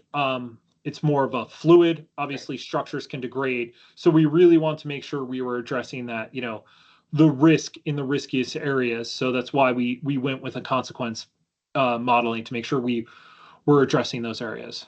But did I notice in some of your slides when you were talking about inspections that you were looking at both probability of ignition and consequence? Is that correct?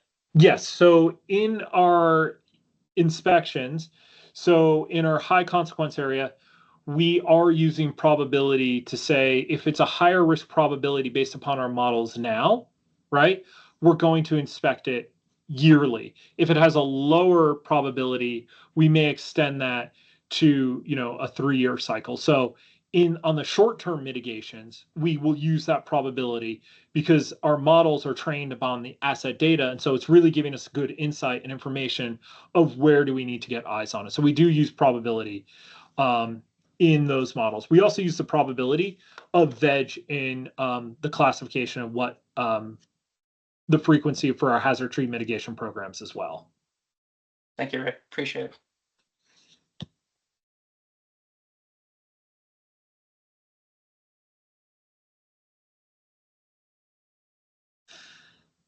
All right, thanks, Ray. I do want to let everybody know that we still have time for questions, so please keep asking either by raising your hand or putting them in the chat.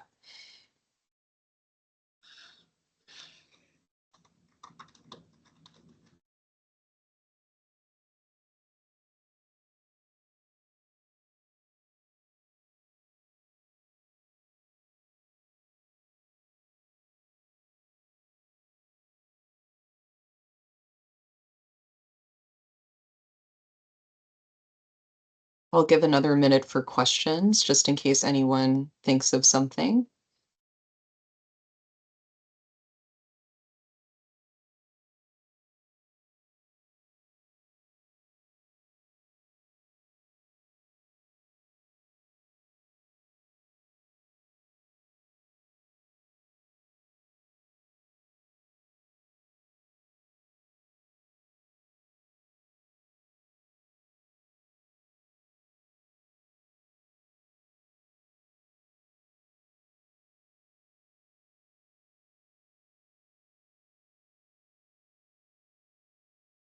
Okay, well, it appears there's no more questions for Edison specifically. So thanks very much, Ray, for your presentation and answering for Q&A. We're going to take a 10-minute break, so please come back, or 10 minutes or so, slightly more. Please come back at 3:25. In the next part of this, we were going to have our open Q&A session. So you can ask questions or give comments to any of the 4 Electrical Corporation presenters today, and ask any 4 of them questions. So if you thought of something during all the other presentations, now will be your time to ask. So thanks very much, Ray. Can we pause recording for the duration of the break?